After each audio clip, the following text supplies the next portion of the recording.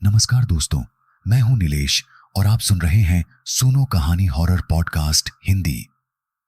आज की कहानी है भयानक मूर्ति का रहस्य। मेरे बहादुर दर्शकों, थ्रिल और चिल्स के एक और रोंगटे खड़े कर देने वाले नए एपिसोड में आपका फिर से स्वागत है। भूत प्रेत, पिशाच और शैतानों की रोमांचक कहानियां आपको इस चैनल पर सुनने को मिलती हैं। अगर आपको ऐसी ही वीडियोस देखना पसंद है तो चैनल को सब्सक्राइब करके अभी हमसे जुड़ जाइए, क्योंकि हमेशा हम ऐसी यूनिक और सस्पेंस से भरी कहानियां लाते रहते हैं, तो कहीं वो आपसे मिस ना हो जाए। तो हेडफोन लगाएं और कमरे की लाइट्स बंद कर लें, क्योंकि डरावनी यात्रा शुरू होने वाली है। तो आइए ज्यादा समय बर्बाद न करते हुए सुनते हैं आज की यह कहानी, जो सच में बड़ी ही जबरदस्त है, जिसमें इमोशंस, डर और सस्पेंस है, जिसका आपको बेसब्री से इंतजार है। दोस्तों, आज की कहानी में अंत तक बने रहना। ट्रस्ट मी, आपको बहुत मजा आने वाला है, क्योंकि सस्पेंस खतरनाक है, जो आपको हिलाकर रख देगा। इस कहानी में वर्णित देवी और तिब्बती बौद्ध धर्म के बारे में कुछ जानकारी। तिब्बत, इस नाम को सुनते ही सबसे पहले दिमाग में क्या आता है? भारत के उत्तर में ऊंची ऊंची पर्वत श्रृंखलाओं की गोद में बसा एक अति सुंदर स्वप्निल देश, जिसे द फॉरबिडन लैंड भी कहते हैं। इस देश ने अपने सीने में कई रहस्यों को छुपा कर रखा है। यहां का धर्म भी उतना ही रहस्यमय है। सचमुच तिब्बती बौद्ध धर्म या वज्रयान बौद्ध धर्म के जैसा पहेली रूपी धर्म विश्व में बहुत कम ही है। बौद्ध धर्म के साथ तंत्र के देव देवियों का एक अद्भुत गठबंधन देखने को मिलता है। वज्रयान से संबंधित देवी देवताओं की चित्रकला और मूर्तियां आपको चौंका सकती हैं। तारा, अवलोकितेश्वर, जंभल, मंजूश्री जैसे शांत और सौम्य दर्शन वाले देवताओं के साथ साथ हेरुख, वज्रयोगिनी, वज्रवाराही और यमंतका जैसे भयानक दर्शन वाले देवता भी हैं। इनकी मूर्तियों और चित्रों को देखकर ही शरीर में डर का प्रवाह हो जाता है। हिंदू धर्म की तरह वज्रयान में भी बहुत सारे डाकिनी, प्रेत, पिशाच, यक्ष तथा अपदेवता और अपदेवियां हैं। ये नर्क, अंधेरे जगत या शायद हमारे पृथ्वी पर ही वास करते हैं। इनकी साधना और जागृति की प्रक्रिया बेहद गुप्त और भयंकर है। बौद्ध धर्म उत्तर प्रदेश के कुछ क्षेत्रों, बिहार, बंगाल, असम का एक प्राचीन धर्म है, जो बाद में दो मुख्य धाराओं, महायान और हीनयान में विभाजित हो गया। तिब्बती बौद्ध धर्म हिमालय के निकट कुछ विशिष्ट क्षेत्रों का धर्म है। इसमें तिब्बत, भूटान, सिक्किम, लद्दाख और उत्तर पूर्व चीन के कुछ हिस्सों के लोग शामिल हैं। तिब्बती बौद्ध धर्म को वज्रयान भी कहा जाता है। तिब्बती बौद्ध धर्म की परंपराओं को मुख्यतः 4 भागों में विभाजित किया गया है: शाक्य, कग्यू, निंगम्मा और गेलुग। यही 4 परंपराएं तिब्बती बौद्ध धर्म के मूल स्तंभ हैं। बौद्ध तंत्र मत में सृष्टि की आदिभूत उत्पत्ति को शून्य माना जाता है, जिसे वज्रयान में वज्र कहा गया है। बौद्ध धर्म की सभी धाराएं, महायान, हीनयान और वज्रयान, इन्हीं शिक्षाओं का अनुसरण करती हैं। हालांकि कभी कभी इन संप्रदायों में निम्न स्तर की तंत्र क्रियाओं का उल्लेख भी मिलता है। ऐसे ही एक भयंकर और सर्वनाशकारी तंत्र का उल्लेख मिलता है, जिसे निंगम्मा संप्रदाय मानता है। इस अति गुप्त तंत्र साधना की मूल आराध्य देवी देवी लाकिनी हैं। ऐसा कहा जाता है कि किसी भी असंभव कार्य को संभव करने के लिए इस देवी की आराधना की जाती है, लेकिन इसके लिए 1 से अधिक प्राणों की बलि देनी पड़ती है। नालंदा महाविहार, 812 ईसा पूर्व, ठंड भरी रात। सरोवर के पूर्वी तरफ स्थित छात्रावास में चारों ओर सन्नाटा है। सभी सो रहे हैं, लेकिन इतनी रात को एक व्यक्ति नींद छोड़कर बिस्तर पर जाग रहा है। यह छात्रावास का सबसे मेधावी भिक्षु यशभद्र है। अंधेरे में ही वह बिस्तर से नीचे उतर आया और अंदाजे से समझ गया कि पास में सोए उसके 2 सहपाठी श्रीगुप्त और सिद्धार्थ गहरी नींद में हैं। लंबे अभ्यास के कारण अंधेरे में ही उसने एक कोने में रखे छोटे संदूक को खींचकर निकाला और धीरे से उसे खोला। संदूक के अंदर से एक शीतल, हल्की हरी रोशनी निकल रही थी, लेकिन वह रोशनी स्थिर नहीं थी। उसमें एक प्रकार का स्पंदन था, इसके साथ ही रोशनी का तापमान इतना कम था कि संदूक खोलते ही पूरे कक्ष में शीतलता फैल गई। कुछ देर बाद कक्ष के भीतर एक जोड़े पैरों के चलने की आवाज सुनाई दी। यह आवाज धीरे धीरे कक्ष से बाहर की ओर बढ़ती गई और हल्की रोशनी भी अदृश्य हो गई। इसके साथ ही यशभद्र के चेहरे पर एक रहस्यमय मुस्कान उभरी और वह चुपचाप वहीं बैठा रहा। हर रात इसी समय वह इसी तरह बैठकर किसी अनहोनी की प्रतीक्षा करता था। कुछ समय बाद फिर से स्पष्ट रूप से पैरों की आवाज सुनाई दी। इस बार ऐसा प्रतीत हुआ जैसे कोई बाहर से लौट रहा हो। यशभद्र ने फिर से संदूक खोला। तुरंत ही हवा के रूप में कुछ संदूक के भीतर चला गया। एक शीतल हवा का झोंका और वही हल्की हरी रोशनी संदूक के भीतर समा गई। संदूक को बंद कर यशभद्र जैसे ही पीछे घूमा, वह चौंक गया। उसके सामने दीपक लिए हुए दो काली परछाइयां खड़ी थीं। उन परछाइयों को पहचानने में उसे कोई कठिनाई नहीं हुई। सिद्धार्थ की आवाज सुनाई दी, इतनी रात को क्या कर रहे थे भंते? भंते बौद्ध धर्म में आदर सूचक शब्द। उस संदूक के अंदर क्या है? अब श्री गुप्त ने प्रश्न किया। यशभद्र ने कुछ भी छिपाने या झूठ बोलने की कोशिश नहीं की। उसे समझ आ गया कि दोनों ने छुपकर सब कुछ देख लिया है और वह पकड़ा गया है। इतने दिनों बाद आखिर ऐसा होना ही था। इस ठंडी रात में तेज हवा चलने के बावजूद मठाधीश को अपना कक्ष छोड़कर बाहर आना पड़ा। लंबी गलियारे जैसी आंगन से वह बिना कुछ बोले चलते जा रहे थे। उनके आगे पीछे दीपक लिए हुए दो अंगरक्षक थे। मठाधीश सामान्यतः इतनी रात को बाहर नहीं निकलते, लेकिन कुछ देर पहले ही आचार्य सूर्यवज्र और स्वयं विहारपाल ने आकर निवेदन किया था कि उन्हें पूर्वी तरफ वाले छात्रावास में जाना होगा। वहां कोई बड़ी घटना हुई थी। नालंदा महाविहार के अध्यक्ष पद्मदेव ने इस ठंडी रात में अपने शरीर में एक अजीब कंपन महसूस किया। उनके मन के कोने में कुछ दीप शिखा की तरह अस्थिर था। बौद्ध शिक्षा के इस सर्वश्रेष्ठ ज्ञानपीठ में पिछले कुछ दिनों से लगातार ऐसी घटनाएं हो रही थीं जिनसे महाविहार की छवि को नुकसान हो रहा था। दिन में सब कुछ सामान्य रहता, लेकिन अंधेरा होते ही यहां मृत्यु दस्तक देती।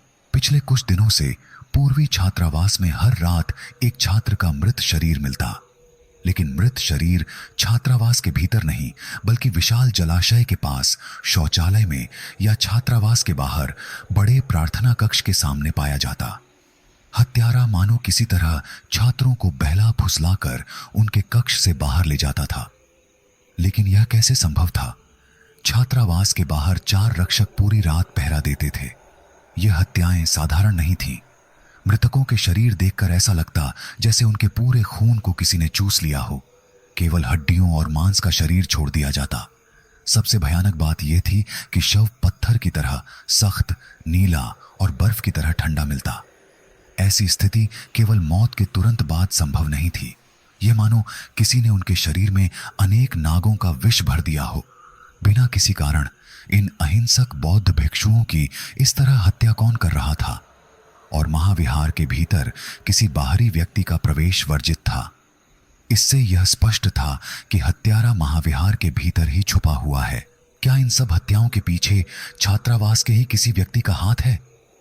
पिछली कुछ रातों से इन घटनाओं के कारण मठाधीश पद्मदेव चैन से सो नहीं पाए हैं। विहारपाल की भी यही अवस्था है। रात को सुरक्षा बढ़ाई गई है, लेकिन इसका कोई फर्क नहीं पड़ा। प्रतिदिन सुबह विहारपाल से मृत्यु लीला का संदेश मठाधीश के कानों में पहुंच रहा है। छात्रों के लिए यह छात्रावास अब किसी भयानक सपने जैसा हो गया है। कई छात्र विहार छोड़कर अपने घर लौटना चाहते हैं, परंतु परम प्रतापी और गुस्सैल राजा देवपाल तक यह खबर अभी तक नहीं पहुंची है। अगर ऐसा हुआ तो महासर्वनाश उपस्थित हो जाएगा और राजा देवपाल नालंदा महाविहार की ऐसी दुर्गति के लिए किसी को भी माफ नहीं करेंगे। आखिर मगध के गर्व नालंदा महाविहार पर किसकी बुरी नजर पड़ गई है? मठाधीश जैसे जैसे छात्रावास की ओर बढ़ रहे हैं, उनके मन की हलचल उतनी ही बढ़ती जा रही है। कोहरे के बावजूद वह स्पष्ट देख सकते हैं कि छात्रावास के बाहर आंगन में भिक्षुओं की भीड़ जमा है। उनके वहां पहुंचते ही भिक्षुओं की भीड़ 2 भागों में बंट गई और उन्होंने मठाधीश को कक्ष के अंदर जाने का रास्ता दे दिया। वहां उपस्थित सभी ने झुककर उनका अभिवादन किया। केवल एक व्यक्ति ऐसा नहीं कर रहा था। कक्ष के कोने में वह पहले से ही सिर झुकाकर खड़ा था। आचार्य सूर्यवज्र आगे आए और कक्ष के कोने में खड़े उस मासूम भिक्षुक की ओर इशारा करते हुए बोले, धर्माध्यक्ष, यही वह व्यक्ति है जिसके कारण नालंदा महाविहार की छवि पर कालिख लगी है। इसके कारण ही इस पवित्र ज्ञानपीठ में हत्या लीला चल रही है। यही है वह भिक्षुक यशभद्र। मठाधीश ने स्थिर दृष्टि से आचार्य सूर्यवज्र की ओर देखा। आचार्य, आप यह बात इतने आत्मविश्वास के साथ कैसे कह सकते हैं?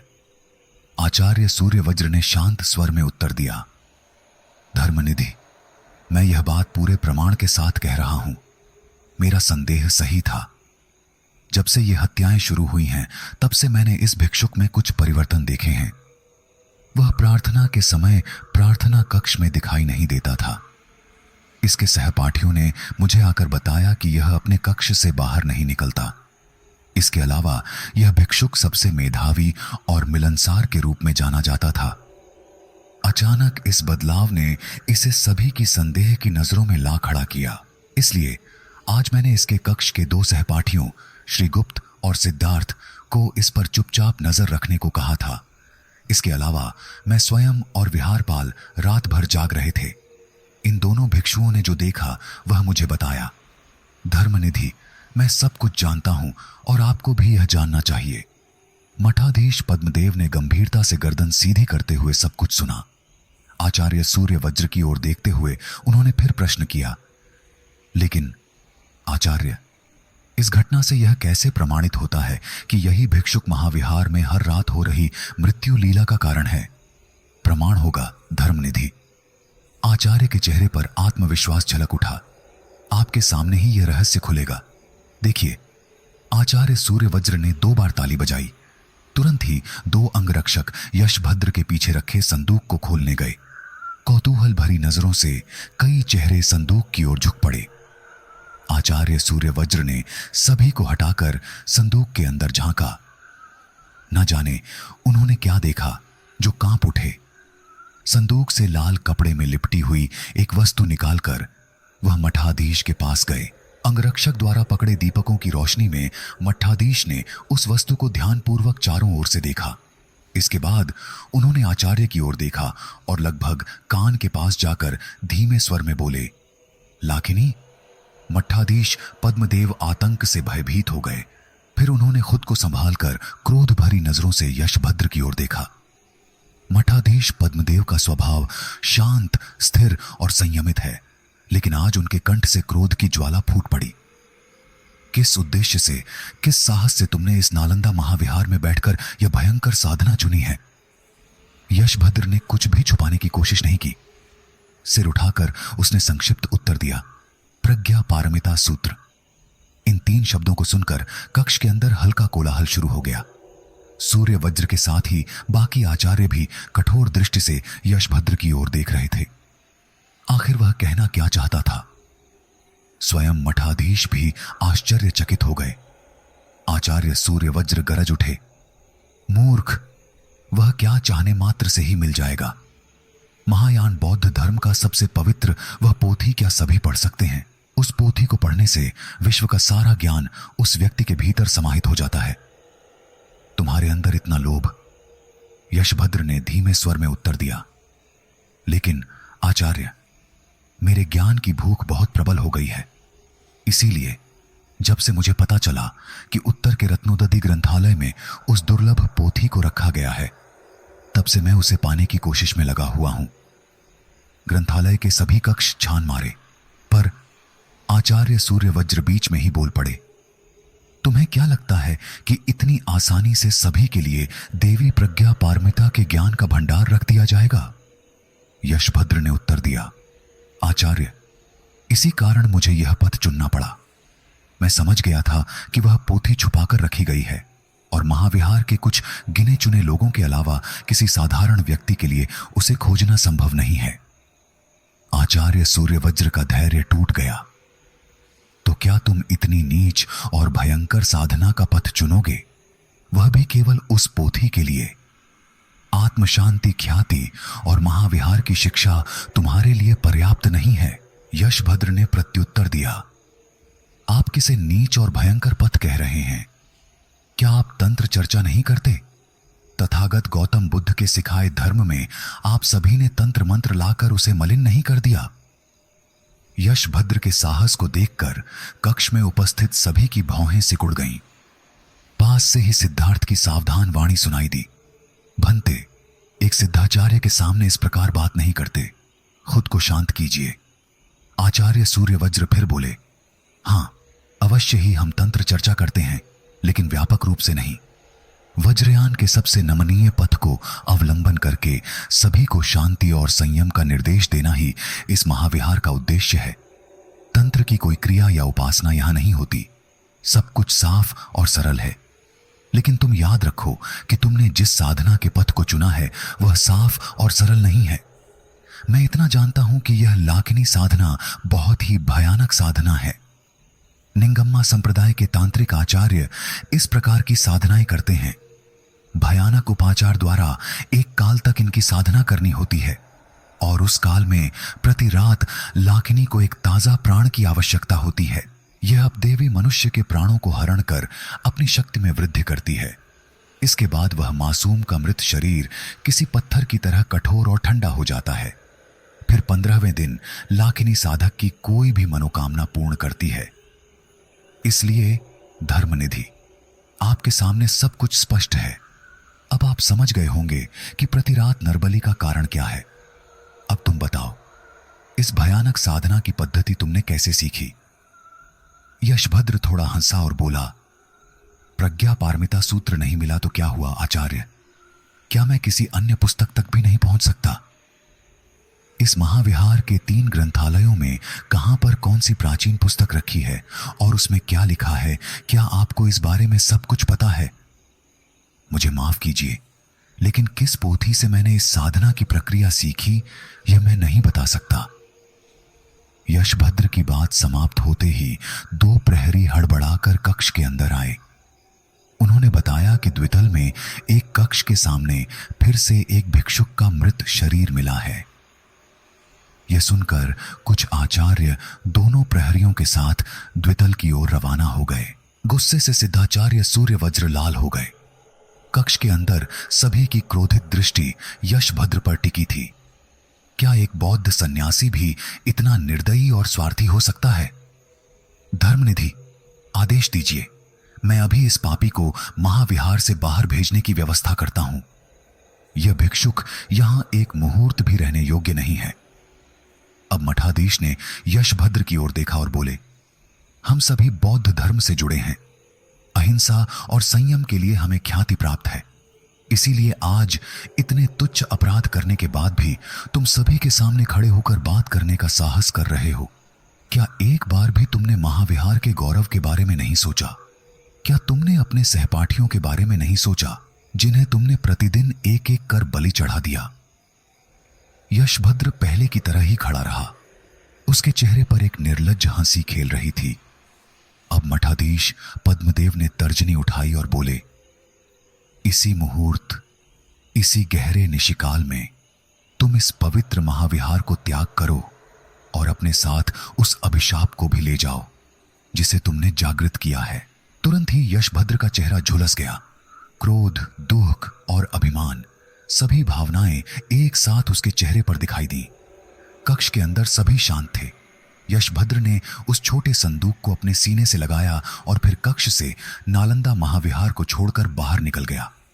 कक्ष के अंदर का गंभीर परिवेश अब भी समाप्त नहीं हुआ था। मठाधीश पद्मदेव के कान के पास चेहरा ले जाकर आचार्य सूर्यवज्र ने धीमी आवाज में कहा, मूर्ख, वह अत्यंत मूर्ख है। मुझे ऐसा लगता है कि यह भिक्षुक लाखनी साधना के बारे में सब कुछ नहीं जानता। ये बहुत ही धूर्त और क्रूर अपदेवी हैं। इनकी साधना करना मतलब स्वयं को चोट पहुंचाना। यशभद्र अब कहीं भी जाए, लाखनी उसका पीछा नहीं छोड़ेगी। कुछ समय बाद ही आसपास के गांवों में यह बात फैल जाएगी कि नालंदा महाविहार से एक भिक्षुक को बड़े अपराध के लिए बहिष्कृत किया गया है। इसीलिए गांव के लोग उसे अपने यहां आश्रय नहीं देंगे। केवल आज की रात बची है। अब यशभद्र लाखनी की बलि कहां से लाएगा? यदि किसी और की बलि न मिली तो लाखिनी तब आह्वान करने वाले साधक को ही। वर्तमान समय मैक्लोडगंज, हिमाचल प्रदेश। किसी चित्र की तरह सुंदर है यह छोटा शहर मैक्लोडगंज, जो धर्मशाला से कुछ ही ऊपर स्थित है। कॉलेज की तरफ से पर्यटन भ्रमण के लिए धर्मशाला आया हूं। वहां से 2 दिन के लिए यहां घूमने चला आया। यहां रास्ते पर निकलकर चारों ओर देखने से ऐसा लगता है कि यह शहर भारत में नहीं है। यह तिब्बत के धर्मगुरु स्वयं दलाई लामा का निवास स्थान है। रास्ते के दोनों तरफ कई तिब्बती रेस्टोरेंट, प्रार्थना गृह और हर जगह तिब्बती लोगों को देखकर ऐसा लगता है कि मैं तिब्बत में ही हूं। इसी वजह से इसे तिब्बत की राजधानी ल्हासा के आधार पर मिनी ल्हासा भी कहा जाता है। कल ही हम सब लौट जाएंगे। इस वक्त सभी होटल में आराम कर रहे हैं, इसलिए अकेले ही पैदल इस शहर को देखने निकल पड़ा हूं। शाम का समय है। स्थानीय बाजार भी खुलना शुरू हो गया है। घर के लिए यहां से कुछ खरीदना बाकी है। इसके अलावा यहां की गिफ्ट शॉप्स देखकर मेरे एंटीक क्यूरियो का शौक भी जाग उठा है। घूमते घूमते मैं कई दुकानों के अंदर जाकर इधर उधर देखता रहा। बहुत सारी सुंदर तिब्बती देव देवी की छोटी मूर्तियां दुकानों में सजी हुई थीं। इसके अलावा प्रार्थना चक्र, जापयंत्र, थांका चित्र और तिब्बती बौद्ध तांत्रिकों द्वारा उपयोग की जाने वाली कई प्रकार की वस्तुएं मेरी नजर में पड़ीं। लेकिन तिब्बती देव देवी की सुंदर मूर्तियां मुझे ज्यादा आकर्षित कर रही थीं। इतनी डिटेल्ड और सुसज्जित मूर्तियां जल्दी देखने को नहीं मिलती। जिसने भी इन मूर्तियों को बनाया होगा उसकी हस्तकला काबिले तारीफ है। हालांकि कई दुकानों में घूमकर और दाम पूछकर यह समझ आ गया कि इनमें से कुछ भी खरीदना मेरे बस का नहीं है। सामान्य 4-5 इंच की मूर्तियों के दाम सुनकर ही जेब में दर्द होने लगता है। यहां चीजों के दाम कुछ ज्यादा ही हैं। एक छोटा सा क्रिस्टल का ब्रेसलेट खरीदने गया, जिसकी कीमत 450 रुपये थी। हालांकि वह ब्रेसलेट शुद्ध क्रिस्टल का नहीं था।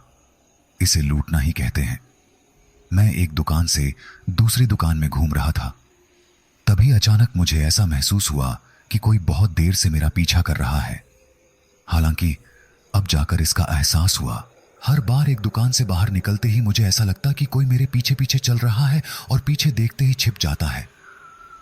यह टूरिस्ट सीजन नहीं है, इसलिए रास्ते पर ज्यादा लोग नहीं हैं। इसके अलावा मैं अकेला हूं। हाथ में एक महंगी घड़ी, जेब में मोबाइल और कुछ पैसे हैं। अनजान जगह होने की वजह से थोड़ी चिंता स्वाभाविक है। हालांकि यह मेरे मन का वहम भी हो सकता है। लेकिन अगर सच में कोई मेरा पीछा कर रहा है तो मेरा होटल लौट जाना जरूरी है। मार्केट के लगभग अंतिम हिस्से में आ गया हूं। यहां से एक रास्ता ऊपर की ओर जाता है। वहां से कल ही घूम कर आया था। बड़े बड़े पाइन के पेड़ों के पीछे का वह इलाका बहुत सुनसान है। एक दुकान से बाहर निकलते ही अचानक एक आदमी न जाने किस कोने से मेरे सामने आ खड़ा हुआ। मैं चौंक गया और कुछ ही सेकंड में समझ गया कि इसी आदमी ने मेरा पीछा किया था। लेकिन उसका उद्देश्य मुझे पता नहीं था। तब तक शाम का हल्का अंधेरा चारों ओर छा चुका था। पहाड़ों पर शाम जल्दी हो जाती है। वह आदमी मुझसे एक हाथ की दूरी पर खड़ा था। उसके कंधे पर एक झोला लटका था और उसने मैला विंड चीटर पहन रखा था। उसका चेहरा साफ नहीं दिख रहा था, लेकिन यह समझ में आ रहा था कि वह स्थानीय व्यक्ति है।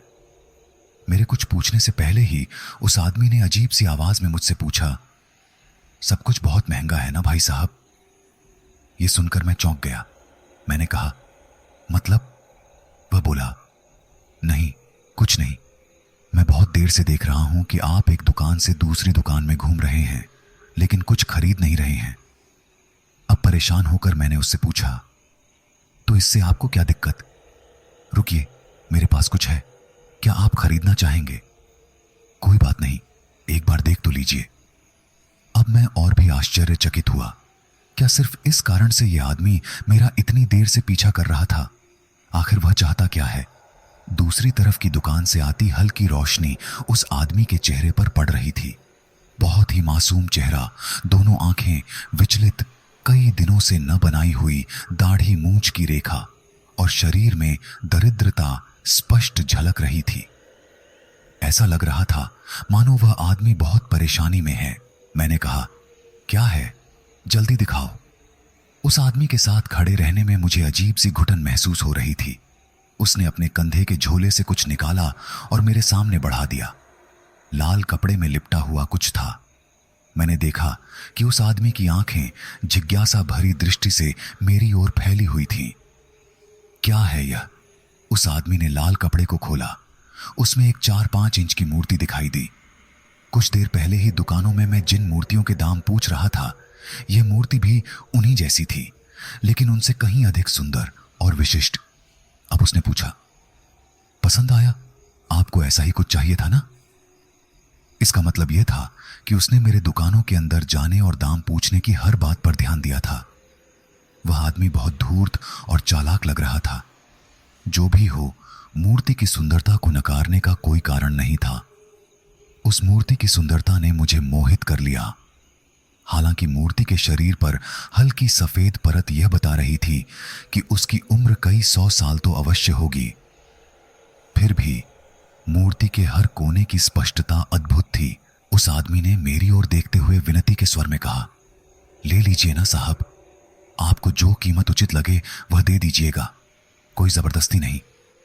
उस आदमी की दशा देखकर मुझे थोड़ी सहानुभूति हुई। वह शायद बेहद गरीब था और पैसों की जरूरत के चलते घर की कीमती चीज बेचने को मजबूर हुआ था। मैंने मूर्ति को हाथ में लिया। वह खासा भारी थी। उस आदमी ने फिर कहा, पंचधातु की है साहब, यह पाल वंश के समय की मूर्ति है, इसे घर में रखिए, आपका भला होगा। पाल वंश के समय की? वाह, यह तो खजाना है। बौद्ध धर्म के देव देवियों के बारे में मेरी जानकारी नर्सरी के बच्चे जितनी है। ज्यादा समय न गंवाते हुए मैंने वह मूर्ति ले ली। दुकानों में जो दाम बता रहे थे वे मेरी जेब से बाहर थे। मैंने अपने पर्स से 300 रुपए के नोट निकालकर उसे देने के लिए हाथ बढ़ाया, लेकिन तभी एक अजीब घटना घटी। वह आदमी मेरे सामने से कुछ दूरी पर जाकर अचानक भाग खड़ा हुआ। दौड़ते हुए उसने मार्केट पार की और सामने के बड़े रास्ते से न जाने कहां गायब हो गया। मैं आश्चर्य में डूबा नोट हाथ में पकड़े खड़ा रह गया। आखिर ऐसा क्यों हुआ? इतनी महंगी मूर्ति देने के बाद पैसा लेते समय वह भाग क्यों गया? कुछ देर तक मैं वहीं खड़ा सोचता रहा, फिर इस बात को दिमाग से निकाल दिया।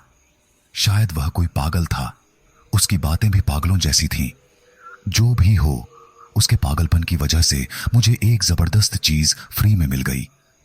इस मूर्ति की वर्तमान बाजार कीमत बहुत ज्यादा होगी। मेरे बेडरूम में यह मूर्ति बहुत अच्छी लगेगी। यही सोचते हुए मैं होटल की तरफ चल पड़ा। होटल में लौटकर मैंने इस घटना के बारे में किसी को नहीं बताया। इतनी महंगी मूर्ति के बारे में अगर दोस्तों को पता चला तो क्या पता, सुबह उठने पर वह मेरे बैग से गायब हो जाए। रात में जब सभी खाना खाने चले गए, तब मैंने अकेले कमरे में बैठकर लाल कपड़े को खोला और मूर्ति को ध्यान से देखा। वह एक देवी की मूर्ति थी, दिखने में सुंदर और साथ ही भयावह। देवी पूरी तरह नग्न नहीं थी, लेकिन अलंकारों से सुसज्जित थी। एक पैर जमीन पर और दूसरा नृत्य मुद्रा में ऊपर उठा हुआ था। पैर के नीचे एक बच्चे जैसी आकृति लेटी हुई थी। देवी के गले में मुंडमाला थी। एक हाथ में कटोरी जैसा कुछ था जिसमें से आग जल रही थी। दूसरे हाथ में घंटी जैसा कुछ था जिसे मैंने कुछ देर पहले दुकानों में देखा था। यह तिब्बती बौद्धों का वज्र कहलाता है। मूर्ति की खास बात यह थी कि उसके 3 सिर थे। हर सिर के मुंह से 2 बड़े दांत निकले हुए थे। सिर पर एक विशिष्ट मुकुट था जिसमें नरमुंड बने हुए थे। मूर्ति को देखकर मन में भक्ति से ज्यादा डर का संचार हुआ। जो भी हो, मैंने इसे पूजा के लिए तो नहीं खरीदा। यह कमरे के एक कोने में पड़ी रहेगी। अब मुझे उठना होगा। खाने के बाद बैग पैकिंग करनी है क्योंकि कल सुबह लखनऊ लौटना है। 812 ईस्वी। पूर्व दिशा से आसमान सफेद हो रहा है। यशभद्र नालंदा बस्ती से बहुत दूर निकल आया है। नालंदा महाविहार के आसपास के गांवों में रुकने की मूर्खता उसने नहीं की। औदंतपुरी और विक्रमशिला महाविहार जाकर भी कोई लाभ नहीं होगा, क्योंकि इन दोनों महाविहारों का नालंदा महाविहार से घनिष्ठ संबंध है। यही कारण है कि अब यशभद्र की यात्रा पूरी तरह उद्देश्यहीन हो चुकी है। अब उसके लिए सबसे जरूरी कार्य है कहीं ठहरने की जगह खोजना। अपमान और क्रोध से उसका सिर तपने लगा है। बचपन से ही नालंदा महाविहार की चारदीवारी के भीतर रहने के कारण ये रास्ते उसके लिए अनजान हैं। जिस राह पर वह बढ़ रहा है वहां अधिक गांव भी नहीं है। इसी कारण यशभद्र पूरा दिन लगातार चलता रहा। बीच में उसे 2 जंगल भी पार करने पड़े, जिससे शाम तक वह बुरी तरह थक चुका था। कुछ और दूर चलने पर उसे एक मैदान दिखाई दिया। इस मैदान को पार करते ही अचानक उसे एक मठ नजर आया। अवलोकितेश्वर की कृपा हुई, वह जल्दी जल्दी मठ के पास पहुंचा। यह एक बौद्ध मठ था। सामने का मुख्य द्वार खुला हुआ था, लेकिन भीतर के पट बंद हो चुके थे। आसपास देखने पर कई छोटे छोटे प्रार्थना कक्ष नजर आए। यशभद्र ने सोचा, आज रात के लिए यही सही रहेगा। सुबह होने पर मठ के सन्यासी से यहां रुकने की अनुमति मांग लूंगा। एक छोटे से प्रार्थना गृह के भीतर यशभद्र ने प्रवेश किया। क्षुधा और तृष्णा से उसका शरीर सुन्न हो चुका था। हालांकि उसने जंगल के एक छोटे तालाब से जलपान किया था, लेकिन यदि कुछ खाने को मिल जाता तो अच्छा होता। उसने अपना संदूक जमीन पर रखा और उसी पर सिर टिकाकर लेट गया। थकान के कारण कुछ ही देर में उसकी आंखों में नींद उतर आई। आधी रात को किसी अज्ञात कारण से यशभद्र की नींद खुल गई। जैसे ही उसकी आंखें खुलीं, उसे ऐसा महसूस हुआ मानो उसने अपना सिर किसी बर्फ के टुकड़े पर रखा हो। वह तुरंत उठ बैठा। धातु से बना संदूक असामान्य रूप से ठंडा हो चुका था। इस शीतलता को वह भली भांति पहचानता था। सारा माजरा समझते ही यशभद्र की आंखें चौड़ी हो गईं। क्षुधा, तृष्णा, क्रोध और अपमान में वह यह भूल गया था कि संदूक के भीतर स्वयं लाकिनी है, और यह भी भूल गया था कि हर रात की तरह आज भी उसे एक ताजा प्राण चाहिए। इस निर्जन मैदान और छोटे से प्रार्थना कक्ष में प्राण का मतलब केवल एक है, यशभद्र स्वयं। क्षण भर में ही यशभद्र का पूरा शरीर कांपने लगा। अब वह क्या करे? जिस साधक ने उसे नर्क के अंधकार से बाहर निकाला, क्या वही उसे मार डालेगी? क्या वह उस पर थोड़ी भी दया नहीं करेगी? इस बारे में यशभद्र को कुछ भी पता नहीं था, क्योंकि लालच में उसने यह सब जानने का प्रयास कभी नहीं किया। हे अवलोकितेश्वर, कर्मफल मनुष्य को इसी प्रकार भोगना पड़ता है, उसने मन ही मन कहा। भागने की कोशिश करके भी कोई लाभ नहीं है। उसे भली भांति पता है कि लाखिनी उसे पृथ्वी के किसी भी कोने से खोज निकालेगी। संदूक के भीतर मानव प्राण का संचार हो चुका है। खटखट की आवाज से संदूक का ढक्कन हिलने लगा। वह आ रही है, वह बाहर आ रही है। बैठे बैठे ही यशभद्र पीछे की ओर सरकता रहा, जब तक कि उसकी पीठ दीवार से न सट गई। अब क्या उसे अपने ही फंदे में पैर डालना होगा? उसके मन में तीव्र आतंक के साथ साथ खेद की भावना उमड़ने लगी। मासूम बौद्ध सन्यासियों को मौत के मुंह में धकेलने की कीमत अब उसे चुकानी होगी। उसके भीतर का लोभ जिसने उसे इतना गिरा दिया, अब उसी को निगल जाएगा। कक्ष की ठंडक अब पहले से कहीं अधिक बढ़ गई। संदूक का ढक्कन धीरे धीरे खुल रहा था और उसके साथ ही हल्की हरी रोशनी पूरे कक्ष में फैलने लगी। संदूक का ढक्कन पूरी तरह खुल गया। 1, 2, 3। यशभद्र मृत्यु का समय गिन रहा था। उसकी फैली हुई आंखें संदूक की ओर जमी थीं। उसके भीतर से धीरे धीरे कुछ बाहर आ रहा था। पहले एक हाथ निकला, फिर दूसरा हाथ। दोनों हाथों के बड़े बड़े नाखून संदूक को खुरच रहे थे। वह भयानक आवाज मानो यशभद्र के सीने को अभी फाड़ डालेगी। अब धीरे धीरे उसमें से सिर निकल आया। यशभद्र ने आश्चर्यचकित होकर देखा कि 1 नहीं, 2 नहीं, बल्कि 3 सिर निकल रहे हैं। बिल्कुल वैसा ही रूप जैसा मूर्ति संदूक के अंदर रखी हुई थी। 6 आंखें अंगारों की तरह जल रही थीं। संदूक के अंदर से पूरा शरीर अब बाहर निकल आया और धीरे धीरे वह यशभद्र की ओर बैठते रेंगते हुए बढ़ने लगा। तीनों चेहरों पर एक वीभत्स और भयानक हंसी थी। उन 3 जोड़ी आंखों की दृष्टि से यशभद्र मानो अभी भस्म हो जाएगा। उसे याद आया कि लाखिनी जागरण के लिए जिस पोथी की सहायता उसने ली थी, उसके अंतिम कुछ पृष्ठ गायब थे। शायद वहां लिखा हुआ था कि इसे जगाने की भयानक कीमत क्या हो सकती है। शायद वहीं इसे रोकने की कोई विधि भी लिखी हुई थी। उसे तो इस बारे में कुछ भी पता नहीं था। लोभ। हाँ, लोभ में वह अंधा हो गया था। इसीलिए उसने इस नर्क की शक्ति को समझने की कोशिश नहीं की। डर और आतंक से यशभद्र की आंखें बार बार बंद हो रही थीं। मृत्यु आ रही थी। कुछ ही देर में एक चिल्लाने की आवाज के साथ सब कुछ शांत हो गया। वर्तमान समय। एक छोटी सी घटना का उल्लेख करना जरूरी है। यह घटना सचमुच बहुत छोटी है, लेकिन उसने मेरे मन में कुछ सवाल पैदा कर दिए हैं। मैं हिमगिरी एक्सप्रेस में लखनऊ लौट रहा हूं। साथ में पूरा कॉलेज ग्रुप है।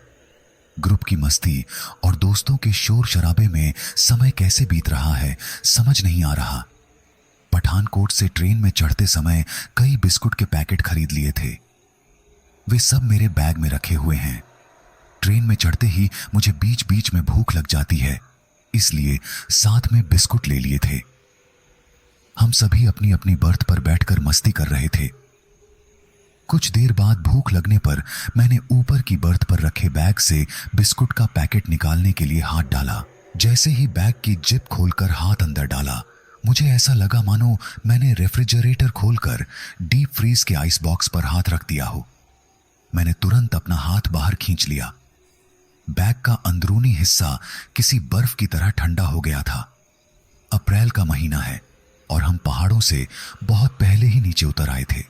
इस गर्मी में बैग के अंदर इतनी ठंड होना बहुत विचित्र बात थी। शायद मन का कोई भ्रम हो, यही सोचकर मैंने फिर से हाथ डाला। नहीं, सचमुच बैग का अंदरूनी हिस्सा बहुत ठंडा था। एक पैकेट बिस्कुट निकालकर नीचे बैठा।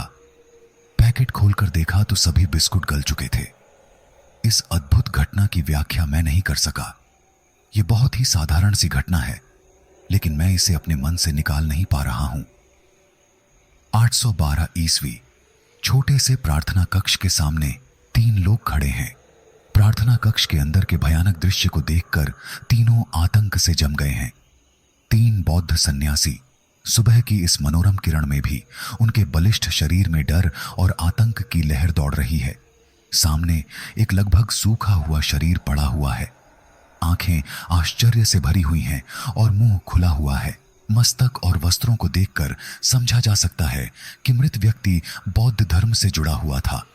मृत शरीर से कुछ दूरी पर एक संदूक है और उसका ढक्कन खुला हुआ है। उन तीनों में सबसे वरिष्ठ प्रवीण सन्यासी का नाम प्रशांत गुप्त है। उन्होंने ही आतंक की शांति को तोड़ा। बाकी 2 में से एक को इशारा करते हुए उन्होंने कहा, जाकर देखिए उस संदूक के अंदर क्या है। संदूक के अंदर से जो वस्तु उन्होंने निकालकर प्रशांत गुप्त के हाथ में दी, उसे देखते ही उनका पूरा शरीर कांपने लगा। बाकी दोनों को उस वस्तु के बारे में कोई जानकारी नहीं थी। वे कौतूहल भरी नजरों से प्रशांत गुप्त को देखने लगे। क्या हुआ भंते? आखिर यह क्या है? प्रशांत गुप्त के होंठ कांप रहे थे। ये वही है जैसा वज्राचार्य से सुना था। ये मूर्ति ठीक वैसी ही है। ये मूर्ति निंगम्मा संप्रदाय की आराध्या, एक भयानक अपदेवी की है। हिमालय की तराई वाले देशों में इनकी आराधना गुप्त रूप से की जाती है, लेकिन इस देश में भी ऐसा कुछ हो रहा है, यह मैंने पहली बार देखा है। प्रशांत गुप्त के माथे पर पसीने की बूंदें छलकने लगीं। बाकी दोनों सन्यासियों की आंखों में आतंक स्पष्ट था। भंते, अब क्या किया जाए? वज्राचार्य तो किसी कार्यवश मठ से बाहर गए हैं। हम सभी अवलोकितेश्वर के उपासक हैं। इस मठ में किसी प्रकार की क्षति होने नहीं देंगे। वज्राचार्य की अनुपस्थिति में इस मठ की रक्षा का दायित्व हमारे ऊपर है। पहले इस मृत शरीर का गुप्त रूप से शीघ्र अंतिम संस्कार करो, और ध्यान रहे किसी भी अन्य सन्यासी को इस बारे में पता न चले, वरना चारों ओर आतंक फैल जाएगा।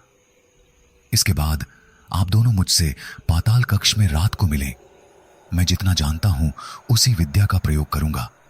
एक विशेष चक्र क्रिया के माध्यम से इस देवी को रोकना होगा, अन्यथा सभी को इसी तरह मृत्यु प्राप्त होगी।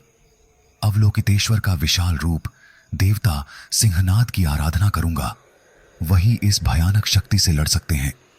हे अवलोकितेश्वर, आप मुझे शक्ति दीजिए। यह कहने के बाद प्रशांत गुप्त ने हाथ की मुट्ठी में पकड़ी जपमाला को अपने माथे पर लगाया। गुप्त पाताल कक्ष के अंदर चारों तरफ अंधेरा फैला हुआ है। पूरे कक्ष में केवल 3 दीपक जल रहे हैं। वे सभी एक बड़े से वृत्त के अंदर बनी एक षटभुज आकृति के 3 कोनों पर रखे हुए हैं। बाकी 3 कोनों पर 3 कठोर शरीर बैठे हुए हैं। प्रत्येक के हाथ में एक जपमाला है जो लगातार घूम रही है और साथ ही मंत्र पाठ भी चल रहा है। वृत्त के ठीक मध्य में संदूक से प्राप्त लाखिनी मूर्ति रखी हुई है। 3 लाख जप समाप्त होने में अब कुछ ही समय बाकी है। इसके बाद ही इस भयानक शक्ति का खेल समाप्त हो जाएगा। अचानक बंद पाताल कक्ष के अंदर सांय सांय करती हुई शीतल हवा इधर उधर बहने लगी। इस हवा ने तीनों की हड्डियों को कंपा दिया। हवा के झोंके से तीनों दीपक बुझ गए और जमीन पर बने नीले रंग के रेत से बने देवता सिंहनाद का मंडल उड़ गया। किसी अदृश्य शक्ति ने तीनों के हाथों में पकड़ी हुई जपमाला को छिन्न भिन्न कर दिया। चारों तरफ अब केवल अंधेरा और एक भयानक शीतल हवा का झोंका रह गया है। धीरे धीरे अंधेरे की जगह हल्की हरे रंग की रोशनी ने ले ली। पूरे कक्ष में किसी के भयानक हंसने की आवाज गूंजने लगी। तीनों सन्यासियों ने आश्चर्य से इधर उधर देखा। यहां तो कोई भी नहीं था, तो फिर यह हंसी किसकी है? हरे रंग की रोशनी ने इस अंधेरे को और भी विकराल बना दिया। अचानक प्रशांत गुप्त की नजर उस मूर्ति की ओर पड़ी। मूर्ति अब वहां नहीं थी। उसकी जगह एक नीले रंग का अंधेरा था। उस अंधेरे के भीतर एक परछाई बैठी हुई थी। उस परछाई के हाथ पैर साधारण मनुष्य जैसे थे, लेकिन उसका सिर साधारण नहीं था। 1 नहीं, 2 नहीं, उसके 3 सिर थे। 3 सन्यासियों की ओर 3 जोड़ी आंखें प्रबल क्रोध से जल रही थीं। उन आंखों में प्रतिहिंसा की ज्वाला धधक रही थी। किसी अदृश्य शक्ति ने उन 3 बौद्ध सन्यासियों को बांध दिया था, इसलिए भागने के बारे में वे सब भूल चुके थे। खड़े होकर वे सभी केवल अपनी मृत्यु की प्रतीक्षा कर रहे थे। इसके बाद उन 3 बौद्ध सन्यासियों के मुंह खुल गए और हवा की तरह साय साय करते हुए तीनों सिर ने तीनों सन्यासियों की प्राण शक्ति को चूसना शुरू कर दिया। रक्त, मांस सब कुछ धीरे धीरे चूस लिया गया और अब केवल नीले रंग के सूखे शरीर दिख रहे थे। वे तीनों लाखिनी को रोकने में असफल रहे। कुछ देर बाद तीनों शरीर तीनों दिशाओं में छिटक कर जमीन पर गिर पड़े। अब 3 सिर वाला शरीर खड़ा हो गया। उसने वृत्त के मध्य रखी पंचधातु की मूर्ति को उठाया और मूर्ति के साथ वह न जाने कहां गायब हो गया। मठ के बाकी सन्यासियों को पता तक नहीं चला कि गुप्त पाताल कक्ष में इन 3 मासूम सन्यासियों के साथ क्या हुआ। वर्तमान समय लखनऊ। इतने दिनों के ट्रिप के बाद लगभग सभी मेरे घर आने और मुझसे मिलकर खुश हैं, सिवाय एक के। इस वक्त दोपहर का समय है। मैं लंच करके अपने कमरे में लेटा हुआ हूं। सुबह घर आया हूं, लेकिन वह अभी तक मुझसे मिलने नहीं आया। हालांकि सुबह मेन गेट खोलकर अंदर आते ही वह मुझ पर कूद पड़ा था। उसके व्यवहार से मैं समझ गया कि वह मेरे आने से बहुत खुश है, लेकिन उसके बाद से वह गायब है। मैं बात कर रहा हूं रॉकेट की। वह मेरा एकमात्र पालतू डॉग है। आमतौर पर वह पूरा दिन मेरे कमरे में ही लेटा रहता है, लेकिन आज वह एक बार भी मेरे कमरे में नहीं आया। यह बात मुझे बहुत अद्भुत लगी। इससे भी आश्चर्यजनक बात यह है कि मैंने उसे कई बार कमरे के बाहर इधर उधर घूमते देखा है। मैंने उसे कई बार बुलाया, लेकिन वह नहीं आया। ऐसा व्यवहार उसने पहले कभी नहीं किया। मैं तो पहले भी कई बार बाहर घूमने गया हूं, लेकिन घर लौटने के बाद उसने कभी ऐसा व्यवहार नहीं दिखाया। मैं बिस्तर पर लेटे लेटे मैक्लोडगंज में उस अद्भुत आदमी से प्राप्त पंचधातु की मूर्ति को इधर उधर से देख रहा था। कुछ देर देखने के बाद मैंने उसे अपने कमरे के एक कोने में रख दिया। वहां वह मूर्ति बहुत ही अच्छी लग रही है। उसी वक्त दरवाजे के पास से एक कूं-कूं की आवाज सुनाई दी। रॉकेट न जाने कब से दरवाजे के पास खड़ा था।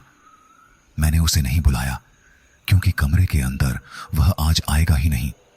केवल दरवाजे के पास खड़ा होकर पूंछ हिलाता रहा। अब मैं बिस्तर से उठकर दरवाजे के पास गया। जैसे ही मैं उसे गोद में उठाने वाला था, वह आश्चर्यजनक तरीके से जोर जोर से रोने जैसी आवाज ऊ ऊ करने लगा। अपने प्रिय पशु के ऐसे आचरण से मैं थोड़ा चिंतित हुआ। उसे गोद में उठाकर कमरे में एक कदम अंदर ही लाया था कि उसके चेहरे का रंग बदल गया और वह गुर्राने लगा। कमरे के अंदर आते ही वह इस तरह छटपटाने लगा जैसे अभी मेरे चंगुल से भागना चाहता हो। भौंकते हुए उसका चेहरा कमरे के एक तरफ ही केंद्रित था। वह क्या देखकर ऐसा कर रहा था, मुझे समझ नहीं आ रहा था। अचानक रॉकेट ने एक और आश्चर्यजनक कार्य कर दिया। जैसे ही मैंने उसके गुस्से को कम करने के लिए उसके सिर पर हाथ रखा, उसने मेरे हाथ को काट लिया। फिर वह मेरी गोद से कूदकर दौड़ते हुए कमरे से बाहर निकल गया। मैं हैरान रह गया। घाव बहुत बड़ा नहीं था, लेकिन फिर भी मेरा हाथ खून से लथपथ हो गया। रॉकेट ने मुझे काटा। यह बात मुझे अब भी विश्वास नहीं हो रही थी। काटने की बात तो दूर, उसने आज तक मुझे अपना दांत तक नहीं दिखाया था। इस घटना ने मेरे दिमाग को सोचने पर मजबूर कर दिया। जो भी हो, लेकिन असली घटना तो अभी आगे घटने वाली थी। रात को मेरे साथ छोटी छोटी अजीब घटनाएं हुई। ट्रेन की यात्रा के कारण मैं ठीक से सो नहीं पाया था, इसलिए उस दिन जल्दी सो गया।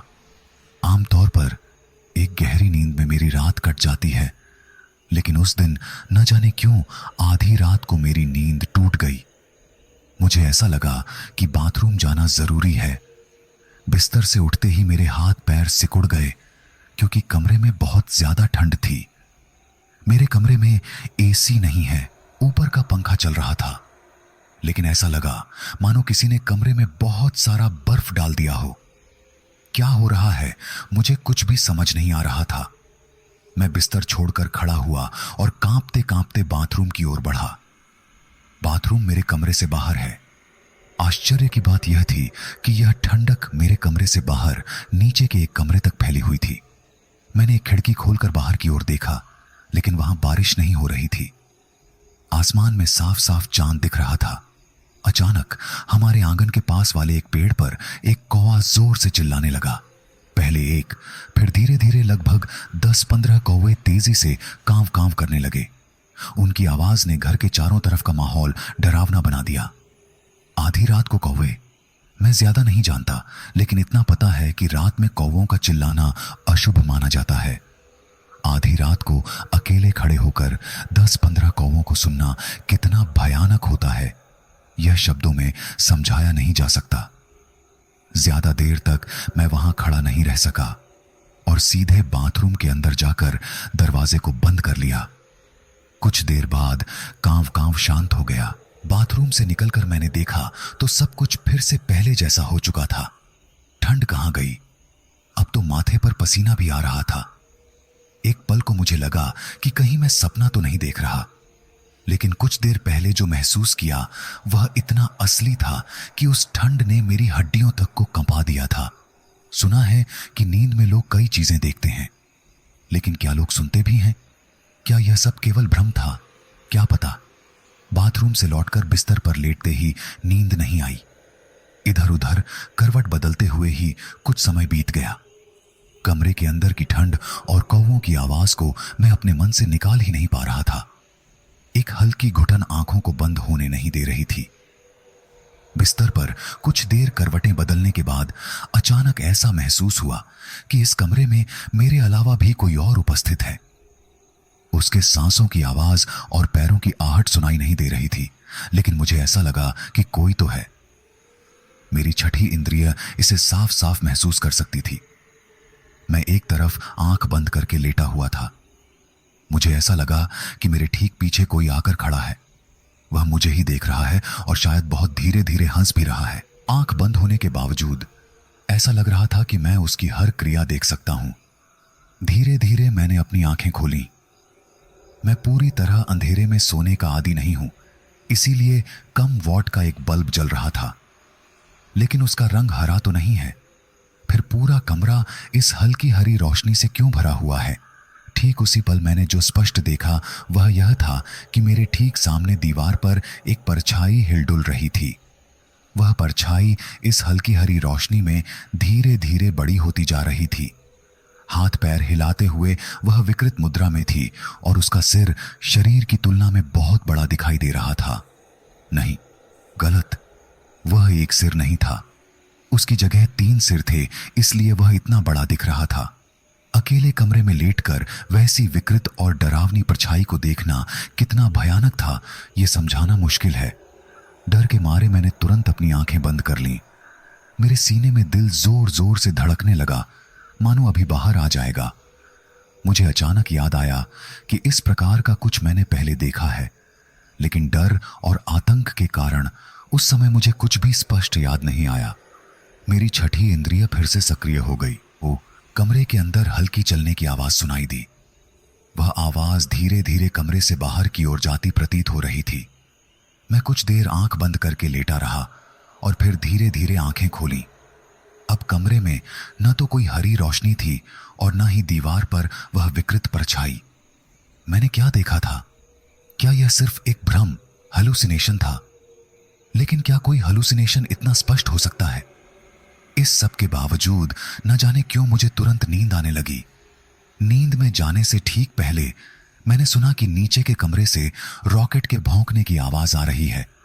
रॉकेट कभी कभी रात में चूहे या किसी और चीज को देखकर ऐसे करता है।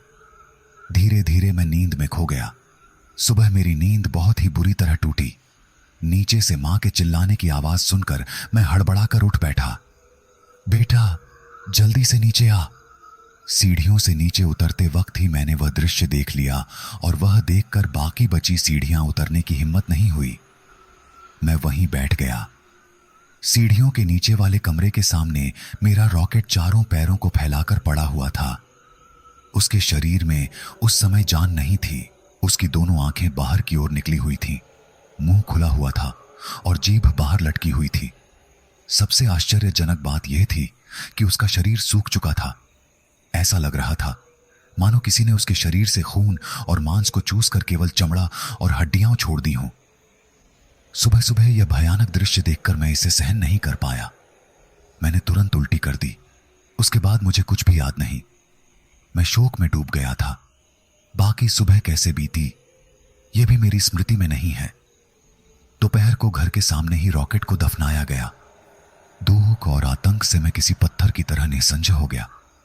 रात की घटना मुझे स्पष्ट रूप से याद थी और आज सुबह उठकर जो दृश्य देखा उससे मैं समझ गया कि घर के अंदर कुछ न कुछ परिवर्तन हो रहा है। कुछ गड़बड़ है जिसे मैं समझ नहीं पा रहा। इन सभी घटनाओं का आपस में कोई ना कोई संबंध है, लेकिन किसके साथ यह मेरी समझ से परे था। दोपहर में लेटकर मैं कल से हो रही सभी घटनाओं को एक एक कर जोड़ने की कोशिश कर रहा था। न जाने क्यों मुझे ऐसा लग रहा था कि कल रात की घटना और रॉकेट की मृत्यु के बीच जरूर कोई संबंध है। दीवार की तरफ सोचते हुए मेरी नजर एक जगह टिक गई। वहां रखी हुई उस मूर्ति पर मेरी निगाह पड़ते ही मैं चौंक गया और पूरा शरीर ठंडा पड़ गया। हाँ, इसी तरह की परछाई मैंने कल रात देखी थी। 3 सिर वाली वह परछाई। यह भी याद आया कि नींद आने से ठीक पहले मैंने रॉकेट के भौंकने की आवाज सुनी थी। उस वक्त यह समझ नहीं पाया था कि वह क्या देखकर भौंक रहा था। मेरे दिमाग में कई बातें दौड़ने लगीं। तो क्या इन सभी घटनाओं के पीछे इस मूर्ति का कोई संबंध है? इसके अलावा मेरे मन में यह बात भी घूम रही थी कि इस मूर्ति को घर में लाने के एक ही दिन के भीतर इतनी सारी हैरान कर देने वाली घटनाएं कैसे घट गईं? क्या यह मूर्ति अभिशप्त है? याद आया कि घर लौटने से पहले मैक्लोडगंज के मार्केट में उस आदमी ने कितना अजीब व्यवहार किया था। मूर्ति को मेरे हाथ में देते ही वह भाग क्यों गया था? मनुष्य ऐसा तभी करता है जब वह किसी खराब चीज को किसी और पर थोपकर उससे छुटकारा पाना चाहता हो। पंचधातु की इतनी महंगी मूर्ति कोई मुफ्त में क्यों देगा? सोचने पर कई बातें सामने आने लगीं। बहुत सारे सवाल मेरे मन में उठ रहे थे जिनके जवाब मुझे नहीं पता थे। कल रात मुझे बहुत तेज ठंड लग रही थी। याद आया कि घर लौटते समय ट्रेन में भी बैग के अंदर मुझे ऐसी ही ठंड महसूस हुई थी। मेरे बैग में तब भी यह मूर्ति थी। मेरे कमरे में भी अब वही मूर्ति है। तो क्या मेरा अंदाजा सही है? क्या मूर्ति के साथ ही इन सभी घटनाओं का संबंध है? लेकिन क्यों? पंचधातु की एक सरल और सुंदर मूर्ति के अंदर आखिर ऐसा क्या है? कुछ देर बाद मेरे मन ने मुझे समझाया कि ऐसा हो भी सकता है। यह जरूरी नहीं कि सब कुछ मेरे अच्छे के लिए हो। शायद इस मूर्ति के अंदर कोई अभिशाप छिपा हो। मैं ही मूर्ख था जो इस मूर्ति को उस आदमी से ले आया। यह सब मुझे उसी वक्त सोचना चाहिए था, लेकिन तब एक बार के लिए भी मैंने इन बातों पर विचार नहीं किया। अब मुझे क्या करना चाहिए? क्या मैं इस मूर्ति को किसी और के हाथ में दे दूं, ठीक वैसे ही जैसे मैक्लोडगंज में उस आदमी ने मेरे हाथ में दे दी थी? लेकिन किससे? अगर यह मूर्ति किसी और को दी तो उसके जीवन में भी मेरी तरह घटनाएं होंगी। उसके घर में भी शायद एक या उससे अधिक मौतें हो सकती हैं। नहीं, जानबूझकर मैं ऐसा पाप नहीं कर सकता। लेकिन अगर यह मूर्ति मेरे घर में रही तो मुझे इन सब चीजों को झेलना होगा। शायद रात होते ही यह मूर्ति फिर जाग जाएगी और फिर से किसी और को नुकसान पहुंचाएगी, जैसे उसने रॉकेट को मारा। मैंने ही इसे घर में लाया है और अब मुझे ही इसका कोई समाधान निकालना होगा। बहुत सोचने के बाद मैंने तय किया कि इस मूर्ति को कहीं दूर फेंक दूंगा, लेकिन आसपास कहीं फेंकना सही नहीं होगा। इसे सीधा गोमती नदी में विसर्जित कराऊंगा। लेकिन क्या इससे समस्या का पूरा समाधान हो जाएगा? यह तो समय ही बताएगा। एक बार कोशिश कर ही सकता हूं। मैं लखनऊ शहर में जिस जगह रहता हूं, गोमती नदी वहां से ज्यादा दूर नहीं है। वहां तक चलकर ही पहुंच सकता हूं। सूर्य के पश्चिम में ढलने से पहले ही मैं निकल पड़ा। उस मूर्ति को एक अखबार में लपेटकर बैग में रख लिया है। उसे छूने में भी अब मुझे डर लग रहा है। पहली बार इस मूर्ति को देखकर यह कितना सुंदर लगा था, लेकिन अब ऐसा लग रहा है कि इसमें सुंदरता नाम की कोई चीज नहीं है। विभत्स, भयानक, इसमें कहीं भी सुंदरता नहीं है। मूर्ति को देखकर ही शरीर में डर दौड़ जाता है। इस वस्तु को अपने घर में रखने का ख्याल ही मुझे क्यों आया? मेरे घर से कुछ ही दूरी पर अमीनाबाद मार्केट है। सोचा था कि अमीनाबाद मार्केट के पास से रस्तोगी घाट के लिए ऑटो लूंगा। अमीनाबाद मार्केट की दोनों तरफ की दुकानों के बीच से मैं चलता हुआ जा रहा था। चलते हुए कई किताबों की दुकानों पर मेरी नजर पड़ रही थी। चलते चलते एक धार्मिक बुक स्टोर में एक लाल दफ्ती वाली किताब को देखते ही मैं रुक गया। लाल दफ्ती पर पीले रंग से लिखा हुआ था, बौद्ध तंत्र व देव देवी। दफ्ती पर लिखे हुए शब्दों से ज्यादा उस पर बने चित्र ने मुझे आकर्षित किया था। उस चित्र का मेरे बैग में रखी मूर्ति से पूरा मेल नहीं था, लेकिन उसमें कई समानताएं थीं। मूर्ति को फेंकने से पहले उसके बारे में जानने की बेचैनी बढ़ गई। मैंने सोचा कि इस किताब को एक बार पढ़ना चाहिए, शायद मुझे कुछ पता चल जाए। इस मूर्ति के बारे में किताब में कोई संदर्भ अवश्य होगा। यही सोचकर मैं दुकान में जाकर किताब का मूल्य पूछा।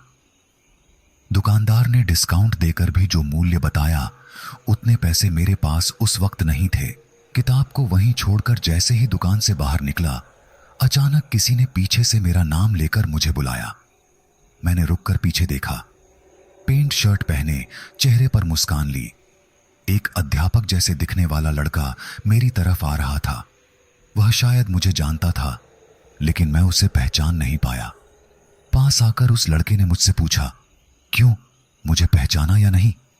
मैं असमंजस में पड़कर बोला, नहीं भाई।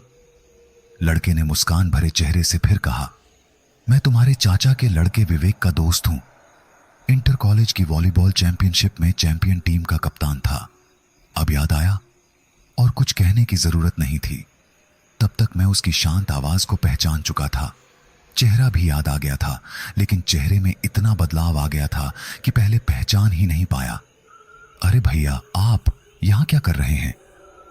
यहां मतलब लखनऊ में ही तो रहता हूं, कहां जाऊंगा? मेरा मतलब है कि इंटर कॉलेज के बाद से मैंने आपको कभी नहीं देखा। वैसे क्या हाल है? मैं तो अच्छा ही हूं भाई, पर तुम कैसे हो और घर में सब कैसे हैं? किसी तरह चेहरे पर मुस्कान लाते हुए मैंने कहा, अच्छा ही हूं। तो आज इधर कैसे? उसका चेहरा अचानक गंभीर हो गया। कुछ देर तक मेरे चेहरे को देखता रहा, फिर उसने जो कहा उसे सुनकर मैं हैरान रह गया। नहीं, तुम इस वक्त सही नहीं हो। मुझसे झूठ मत बोलो। जल्दी ही घर पर किसी की मृत्यु हुई है। इसके अलावा तुम किसी दैविक और भयानक समस्या से जूझ रहे हो। उसकी उज्ज्वल आंखों में मैं खो गया। मैंने उससे पूछा, तुम्हें यह कैसे पता चला? फिर वही स्वाभाविक मुस्कान लेकर उसने कहा, यहीं खड़े होकर सब कुछ सुनोगे? चलो पास ही किसी दुकान पर बैठते हैं। मुझे एक पॉजिटिव संकेत मिला। मूर्ति को गोमती नदी में फेंकने के बारे में मैं भूला नहीं था। लेकिन न जाने क्यों उसके चेहरे को देखकर ऐसा लगा कि जो मुझे देखकर इतना सब कुछ बता सकता है, उसके पास इस समस्या का समाधान अवश्य होगा। इसीलिए उसके साथ बात करना इस वक्त मुझे ज्यादा जरूरी लगा। घर लौटते समय मूर्ति को गोमती नदी में फेंक दूंगा। शाम धीरे धीरे आगे बढ़ रही थी। हम दोनों एक चाय की टपरी पर जाकर बैठे। चाय पीते हुए हम दोनों के बीच बहुत सारी बातें हुई। मैंने अपने इंटर कॉलेज के सीनियर भैया से कुछ अचंभित कर देने वाली बातें सुनी। क्लास का सबसे गधा लड़का तंत्र मंत्र की दुनिया में कैसे प्रवेश कर गया, पहले उसने अपने तांत्रिक दादाजी से तंत्र दीक्षा कैसे ली और इतने सालों तक कई जगह घूमकर साधना के विभिन्न स्तर कैसे पूर्ण किए, सब कुछ उसने मुझे बताया। वर्तमान में वह अपने असली नाम का उपयोग नहीं करता। तंत्र दीक्षा के बाद उसका नया नाम अवधूत बाबा हो गया है। हालांकि यह नाम मुझे पसंद आया। अब से मैं उसे यही कहकर बुलाऊंगा। उसके माता पिता कई साल पहले स्कूल के समय ही स्वर्ग से धार चुके थे। उसके बाद से वह अपने दादाजी के पास रहकर बड़ा हुआ। उसके दादाजी को भी स्वर्ग से धारे 5 साल हो चुके हैं। वर्तमान में वह गोरखपुर में अपने पैतृक घर में रहता है। हजरतगंज में स्थित अपने एक घर के किराए से उसकी जीविका चलती है। कई प्रकार की साधनाओं को करने के बाद अब उसमें कई तरह की क्षमताएं विकसित हो चुकी हैं। इतने दिनों बाद अगर कोई और व्यक्ति मिलकर यह सब बातें कहता तो मैं मानने से पहले 10 बार सोचता, लेकिन इस लड़के को मैं जैसा जानता था उसके मुकाबले उसमें लगभग 100% परिवर्तन आ चुका है। इसके अलावा उसकी तेज उज्जवल आंखें यह समझाने के लिए काफी थीं कि वह झूठ नहीं बोल रहा। साथ ही उसने मेरे साथ हो रही समस्याओं के बारे में इतनी आसानी से कैसे बता दिया। मुग्ध और अचंभित होकर मैं उसके जीवन के इस परिवर्तन की कहानी सुन रहा था। जो लड़का इंटर कॉलेज की लड़कियों के बीच इतना पॉपुलर था, जो बहुत अच्छा वॉलीबॉल खेलता था, क्लास बंक मारता और गड़बड़ कांडों में सबसे आगे रहता था, उसमें यह परिवर्तन सचमुच आश्चर्यजनक था। लेकिन वह देखने में तांत्रिक जैसा बिल्कुल नहीं लगता। साधारण शर्ट पैंट, सामान्य बाल, क्लीन शेव दाढ़ी और कंधे पर एक तरफा बैग, बस इतना ही। अचानक देखने से कोई भी उसे शिक्षक समझ लेगा। मेरे मन में एक शांति की हवा बहने लगी। सचमुच भगवान बहुत करुणामयी हैं, जो इतने सालों बाद आज मुझे उससे मिलवा दिया। मेरे मन में यह विचार दौड़ गया कि शायद यही व्यक्ति मेरी समस्याओं का समाधान कर सकता है। अपने बारे में बहुत सारी बातें बताने के बाद अब अवधूत ने मुझसे पूछा, अब बताओ मूल समस्या क्या है? हालांकि मैंने काफी कुछ अंदाजा लगा लिया है, लेकिन तुम्हारे मुंह से सुनना चाहता हूं। शायद मैं तुम्हारी कुछ सहायता कर सकूं। आभार की रेखा मेरे चेहरे पर स्पष्ट थी। सचमुच भगवान मनुष्य के भेष में ही इस तरह समस्याओं से बचाने के लिए आते हैं। मैंने अवधूत को सब कुछ खुलकर बताया। मैक्लोडगंज मार्केट की घटना से लेकर आज सुबह तक जो कुछ भी हुआ। अवधूत ने सब कुछ ध्यानपूर्वक सुना। सब कुछ बताने के बाद अवधूत बोला, तुम भी पागल ही हो। अनजाने व्यक्ति ने कुछ दिया और तुमने फ्री में ऐसे ही ले लिया। इतनी महंगी मूर्ति उसने तुम्हें दे दी और तुमने इस बारे में एक बार भी नहीं सोचा। जो भी हो, अब वह मूर्ति कहां है? मेरे पास सिर झुकाकर सुनने के अलावा और कोई उपाय नहीं था। इस प्रश्न का आखिर मैं क्या जवाब दूं? सपने में भी मैंने कल्पना नहीं की थी कि एक पंचधातु की बौद्ध देवी की मूर्ति रात में जीवित हो सकती है। बैग से मूर्ति निकालकर मैंने उसके हाथ में दी। उसने लपेटे हुए अखबार को खोलकर मूर्ति को कई बार इधर उधर से देखा और फिर बोला, इसे ऐसे साथ लेकर क्यों घूम रहे हो? इससे कोई भी घटना हो सकती है। मैंने कहा, गोमती नदी में फेंकने जा रहा था। नहीं, इससे कोई लाभ नहीं होगा। ऐसे नहीं होता।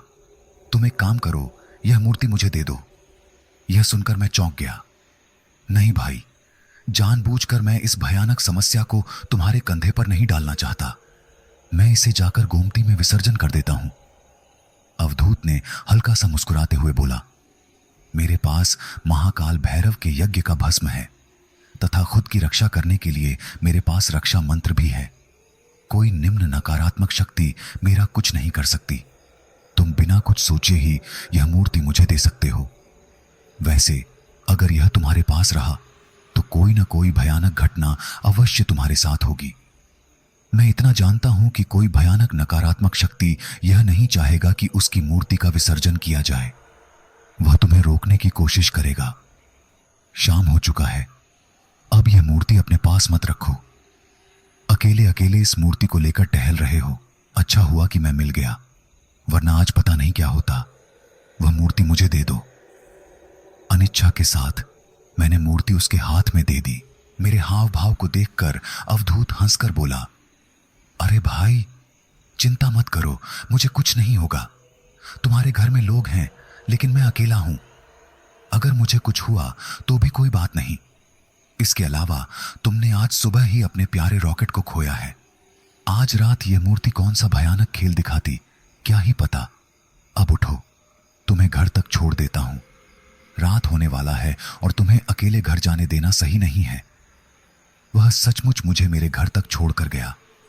मैंने कई बार उसे अंदर आने के लिए कहा, लेकिन वह नहीं माना।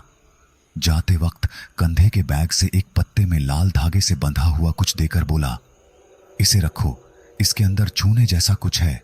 वह क्या है, इस बारे में तुम्हें जानने की कोई जरूरत नहीं। अभी तुरंत ही घर के चारों तरफ इससे एक रक्षा घेरा बना दो। और हां, चिंता की कोई बात नहीं, सब कुछ ठीक हो जाएगा। तुम कल शाम को एक बार मुझसे मिलना। सुबह मुझे कुछ काम है, सुबह तो बिजी रहूंगा। शाम को हमें बाराबंकी जाना होगा।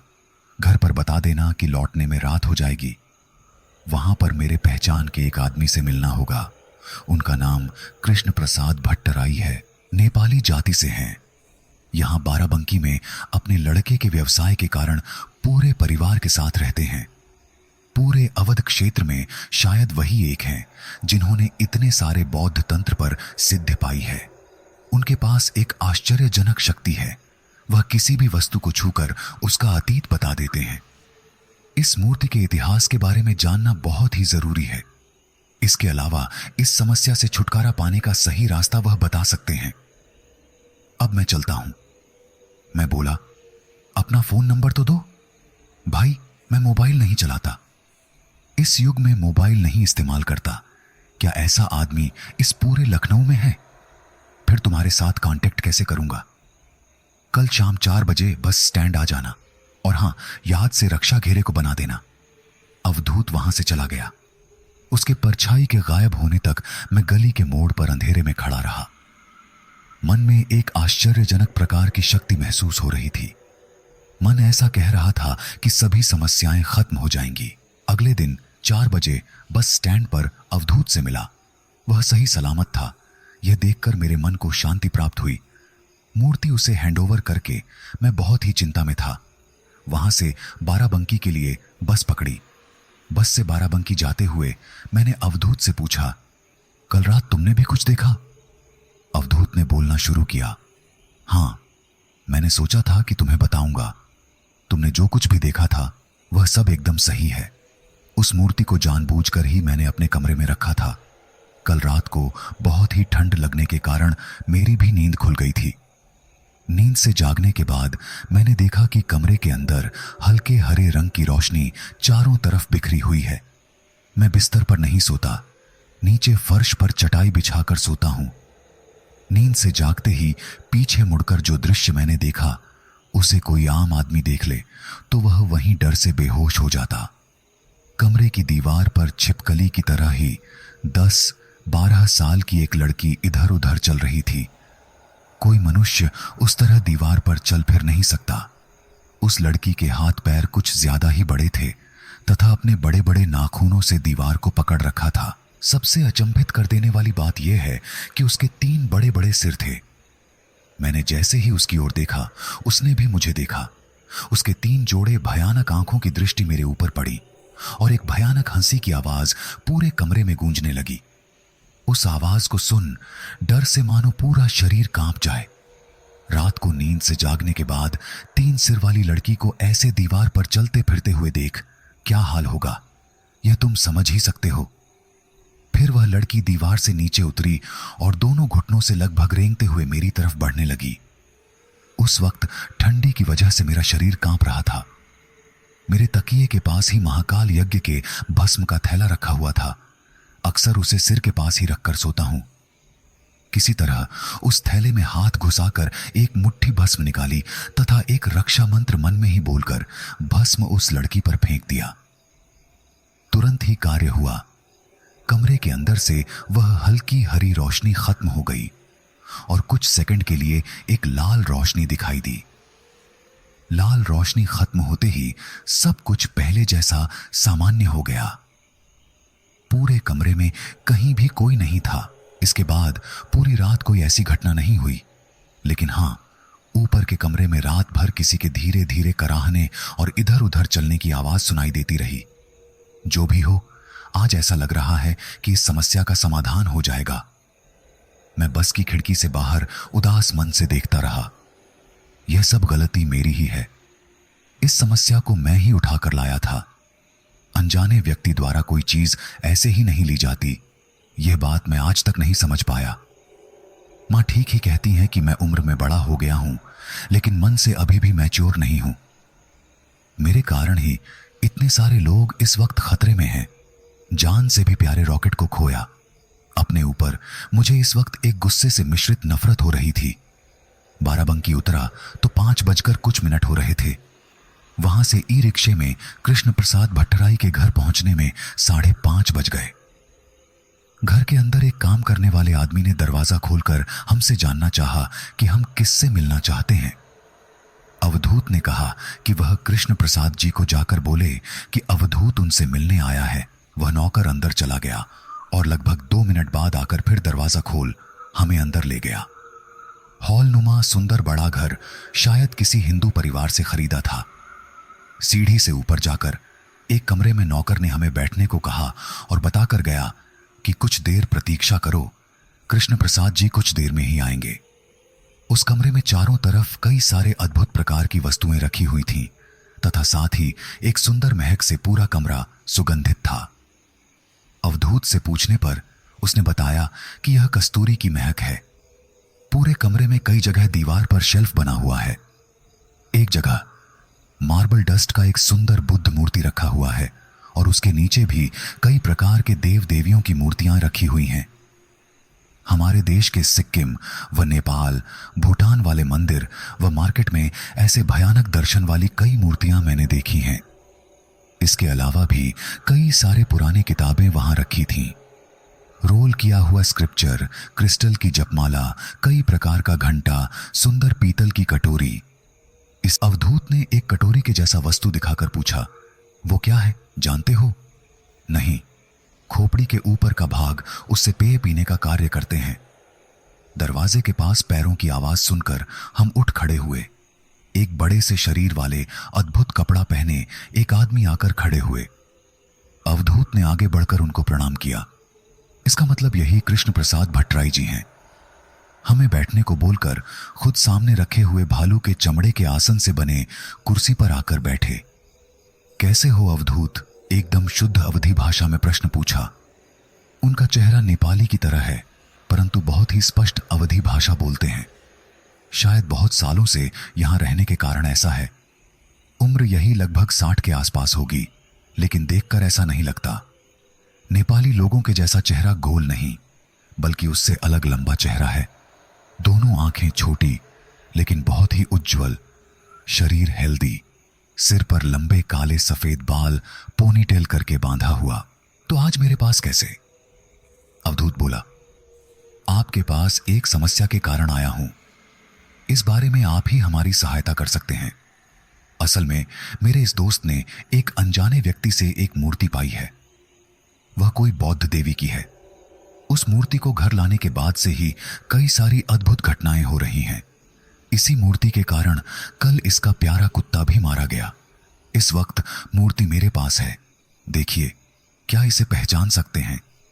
कहते हुए अवधूत ने बैग से लाल कपड़े में मुड़ा हुआ मूर्ति को निकाल कृष्ण प्रसाद जी को दिया।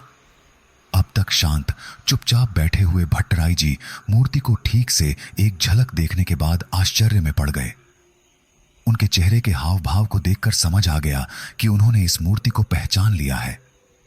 कृष्ण प्रसाद जी उत्तेजित होकर बोले, मुझे सब कुछ बताओ, कुछ भी मत छुपाना। हम दोनों ने कृष्ण प्रसाद जी को सब कुछ बताया। हम यह भी ध्यान दे रहे थे कि घटना को सुनते हुए उनके आंख बार बार चौड़ी हो जाती थीं। सब कुछ बताने के बाद अवधूत ने उनके तरफ देखकर बोला, इसका इतिहास जानना बहुत ही जरूरी है। यह किस देवी की मूर्ति है? किस उद्देश्य से इसे जगाया गया और अब तक यह कहां थी? कृष्ण प्रसाद जी ने उस मूर्ति को दाहिने हाथ से ऊपर उठाकर बोले, मुझे थोड़ा वक्त दो, इस बीच कोई भी आवाज मत करना। यही बोलकर उन्होंने एक लंबा सांस लिया और अपनी आंखें बंद की। पूरे कमरे में पिन ड्रॉप साइलेंस था। घड़ी के टिक टिक की आवाज सुनाई दे रही थी। कमरे में केवल कस्तूरी की महक के अलावा मानो सब कुछ ठहर गया था। सामने ही कृष्ण प्रसाद भट्टराई जी मूर्ति को हाथ में पकड़कर लगभग 5 मिनट से ज्यादा ध्यान मग्न थे। लगभग 10 मिनट के बाद कृष्ण प्रसाद जी ने आंखें खोली। उसके बाद हम दोनों की ओर देखकर बोले, मूर्ति को हाथ में पकड़ते ही मैं पहचान गया था। वर्तमान में मैं अपनी एक विशेष शक्ति का प्रयोग करके इसके अतीत के बारे में थोड़ा बहुत पता लगाने में सक्षम हो गया, लेकिन मुझे सब कुछ नहीं पता, क्योंकि यह मूर्ति बहुत ही प्राचीन है। इसका बहुत ही बड़ा इतिहास है। लेकिन जितना मुझे पता चला है, आशा करता हूं तुम्हारे काम आएगा। इसका उम्र लगभग 1000 वर्ष है। यह मूर्ति उस वक्त की है जब पाल वंश बिहार, बंगाल और उत्तर भारत के कुछ भागों पर राज करता था। हमारे वज्रयान बौद्ध धर्म में 4 संप्रदाय हैं। वे हैं शाक्य, कग्यू, निंगम्मा और गेलुग। इनमें से निंगम्मा संप्रदाय सबसे अधिक तंत्र क्रिया करते हैं। बहुत ही भयंकर और शक्तिशाली देव देवियों को लेकर ये साधना करते हैं। इनके अक्सर सभी साधनाएं बहुत ही गुप्त होती हैं। किसी पुराने पोथी में भी इनके साधनाओं के बारे में नहीं पता चलता। बहुत कम ही लिखित रूप में हैं। जो हैं उन्हें पाना इतना सहज नहीं। यह मूर्ति उसी निंगम्मा संप्रदाय में पूजित एक भयानक आराध्य देवी लाखिनी की है।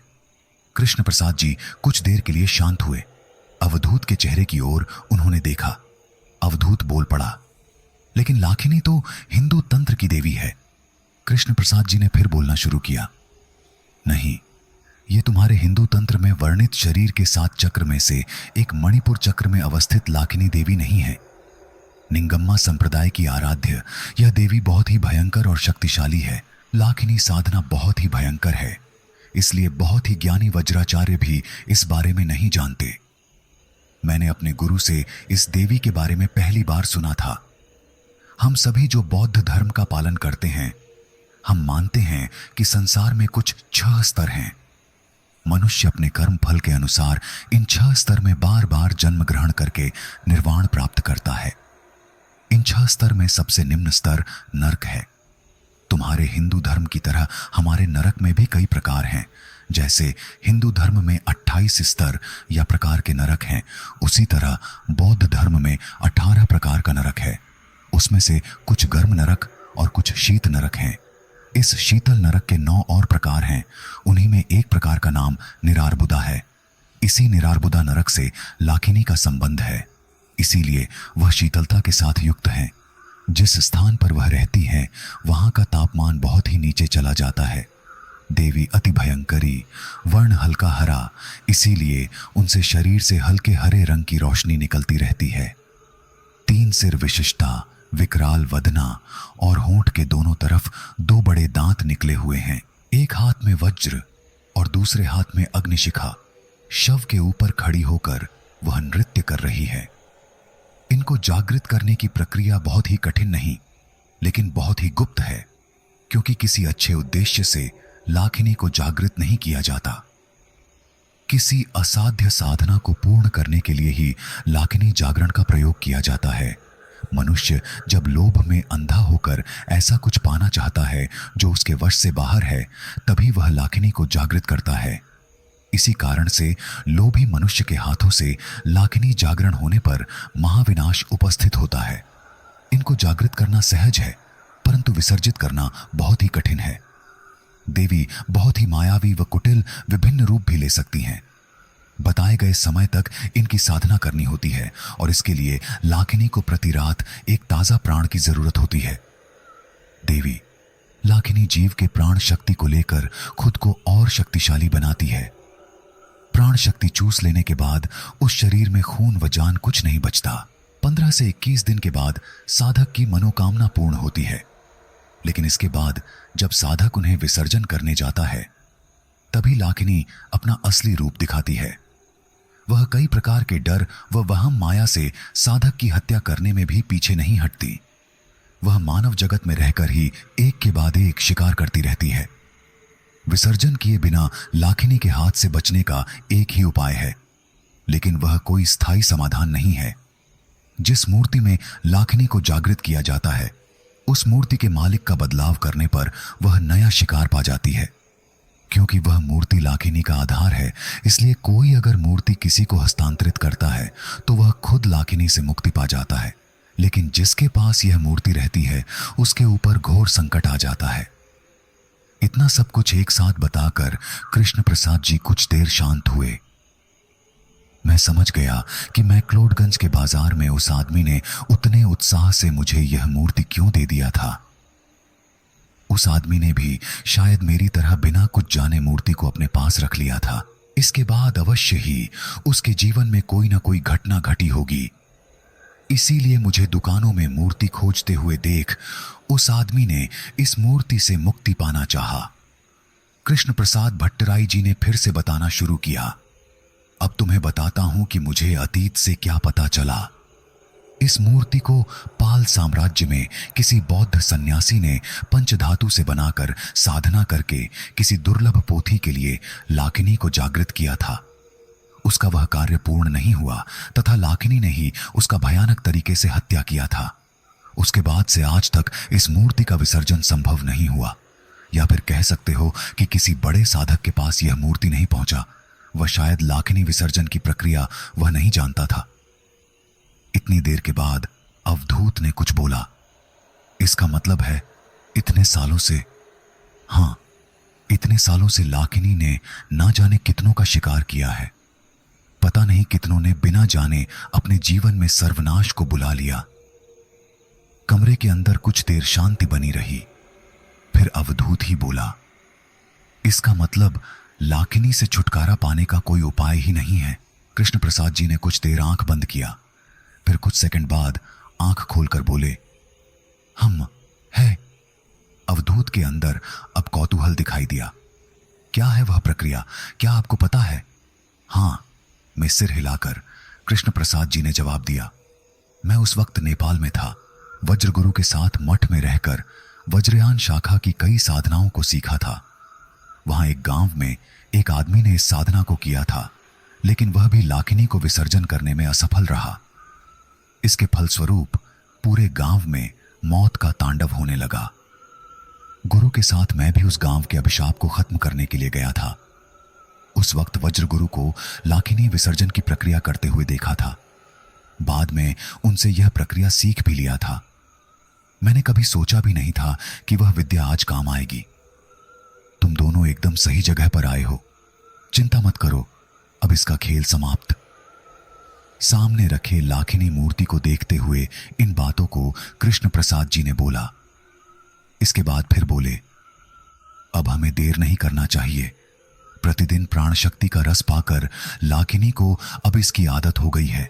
इसके बाद अवधूत की ओर देखकर बोले, तुम्हारे ऊपर खतरा है। ज्यादा दिन तक किसी रक्षा मंत्र के द्वारा लाखिनी को नहीं रोक पाओगे।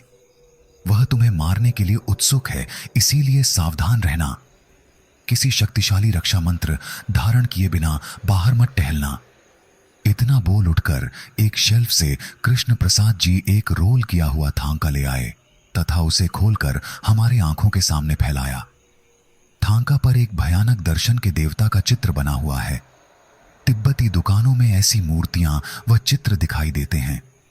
थांका पर बने देवता का शरीर स्थूलकाय, देह का रंग नीला, दाहिना पैर थोड़ा ऊपर उठाकर तथा बायां पैर थोड़ा पीछे की ओर करके खड़े हैं। कमर में बाघ का खाल लपेटे, एक हाथ ऊपर। उस हाथ में जो है उसे मैं पहचानता हूं, उसे वज्र कहते हैं। अधिकांश तिब्बती देव देवी के हाथ में यह रहता है। बाएं हाथ से मुद्रा सुशोभित है। देवता के चेहरे का भाव बहुत ही डरावना है। तीनों आंखों से मानो आग निकल रही है। उनके भौं, दाढ़ी, मूंछ सब कुछ मानो आग द्वारा बनाया गया है। आग के लपट्टों की तरह उनके बाल हवा में उड़ रहे हैं तथा उनके शरीर के चारों तरफ भी आग ही आग है। कृष्ण प्रसाद भट्टराई जी बोले, इनका नाम देवता वज्रपाणी है। चतुर्भुज अवस्था में इनका नाम ही भूत डामर है। तुम्हारे हिंदू धर्म में इन्हें महाकाल रुद्र के क्रोध रूप में संबोधित किया गया है। हां, ये तुम्हारे हिंदू तंत्र में वर्णित क्रोध भैरव ही है। जगत के सभी नकारात्मक शक्तियां, भूत, प्रेत, पिशाच इन्हीं के अधीन हैं। देवता वज्रपाणी के शरण में जाने से वो साधक को सभी डर व भयानक शक्ति से मुक्ति दिलाते हैं और अपने हाथ में पकड़े क्रोध वज्र से उसे छिन्न भिन्न या घोर नरक में भेज देते हैं। इसीलिए लाकिनी के हाथ से छुटकारा पाने के लिए हमें देवता वज्रपाणी के शरण में जाना होगा। उन्हें वज्रपाणी चक्र में आह्वान करना होगा। अगर मंत्र द्वारा वो खुश हुए तो इस भयानक शक्ति को हमेशा के लिए नरक में भेज देंगे। इसी तरह लाकिनी से हमेशा के लिए छुटकारा मिल जाएगा। वह रात अच्छे से बीता था। अवधूत के बारे में नहीं जानता, लेकिन मुझे मां के कई प्रश्नों का सामना करना पड़ा था, जैसे कि पिछले कुछ दिनों से मैं घर के बाहर इतना क्यों जा रहा हूं, इतनी रात घर क्यों लौटता हूं इत्यादि। अगला दिन बहुत ही चिंता में बीता, क्योंकि उसके घर सीधा जाए बिना अवधूत से कांटेक्ट करने का कोई उपाय नहीं था। वैसे इस वक्त वह अपने घर नहीं होगा, बाराबंकी कृष्ण प्रसाद भट्टराई जी को लेने गया होगा। शाम तक मैं अवधूत के एड्रेस पर पहुंच गया। कई लोगों से पूछने के बाद आखिर में उसका घर मिल ही गया। इतने बड़े घर में वह अकेला रहता है। अवधूत ने खुद ही दरवाजा खोला। वह ठीक है, यह देख मेरा मन शांत हुआ। मैंने उससे पूछा, उन्हें लेकर आए हो? हां, अंदर के कमरे में है, लेकिन उन्होंने दरवाजा बंद कर दिया है और कहा है कि जब तक वो नहीं कहते वहां जाना निषेध है। चलो सामने ही दुकान से चाय पीकर आते हैं। चाय पीने के बाद जब हम दोनों लौटे तब तक शाम खत्म होकर रात हो गई थी। अभी तक कृष्ण प्रसाद जी ने दरवाजा नहीं खोला था। अंदर क्या कर रहे हैं पता नहीं। आज मां को बताकर आया हूं कि रात को घर नहीं लौटूंगा। रॉकेट की मौत से मां थोड़ा घबराई हुई थी, इसीलिए उन्हें कैसे मनाया यह मैं ही जानता हूं। हम दोनों कुछ देर और आंगन में टहलते रहे। घड़ी में टाइम देखा तो 9 बज रहे थे। ठीक उसी वक्त कृष्ण प्रसाद जी दरवाजा खोलकर बाहर आए। आज उनके पोशाक में अद्भुत परिवर्तन था। उन्होंने किसी बौद्ध लामा की तरह हल्के लाल रंग का किमोनो जैसा कुछ पहन रखा है। उनके गले से रंग बिरंगे 4-5 क्रिस्टल की माला झूल रही है। अब उन्होंने हम दोनों को अंदर आने के लिए कहा। एक बड़ा सा कमरा, अंदर लगभग 10-15 दीपक जल रहे थे। पूरा कमरा एक हल्की भीनी भीनी सुगंध से भरा हुआ है। यह मक्खन की सुगंध है। मैं इतना जानता था कि बौद्ध अनुयायी हमारी तरफ घी या सरसों के तेल का दीपक नहीं जलाते। उनके धर्म क्रिया का मुख्य अंग यह बटर लैंप है। इतने बड़े कमरे के फर्श पर एक बड़ा, बहुत ही सुंदर सा ज्यामितीय आकृति बनाया गया है। उस आकृति की डिटेल्स बहुत ही सुंदर थी। झुककर ध्यान से सब कुछ देखा तो पता चला कि विभिन्न रंगों के चूने के द्वारा उसे बनाया गया है। ध्यानपूर्वक उस आकृति को देख रहा था। कमरे के उस ओर से कृष्ण प्रसाद जी की आवाज को सुनकर ध्यान भंग हुआ। यही देवता वज्रपाणी का मंडल है। इसी मंडल के बीच में हम क्रोध भैरव यानी देवता वज्रपाणी का आह्वान करेंगे। चलो अब शुरू करते हैं। इसके बाद अवधूत के हाथ में एक जपमाला पकड़ाकर बोले, सभी इंद्रियों को शांत रख, मन को ध्यान मुद्रा के उच्च स्थान पर ले जाना और फिर देवता वज्रपाणी को याद करना। साथ ही साथ AUM वज्रपाणी हूं इस मंत्र का जप करना। लेकिन अभी नहीं, अभी मुझे बहुत सारा कार्य करना होगा। मैं जब कहूं तब मंत्र जप शुरू करना। जाओ मंडल के उत्तर की ओर बैठ जाओ। अब उन्होंने आगे आकर मेरे हाथ में उस अभिशापित मूर्ति को दिया और बोले, इसे पकड़े रहो और मेरे आदेश का इंतजार करना। यह मूर्ति तुम्हारे हाथ में रहेगा, इसीलिए तुम्हारे साथ कुछ होने की संभावना सबसे ज्यादा है। लेकिन डरने की कोई बात नहीं, मैं तुम्हारे चारों तरफ रक्षा घेरा बना देता हूं।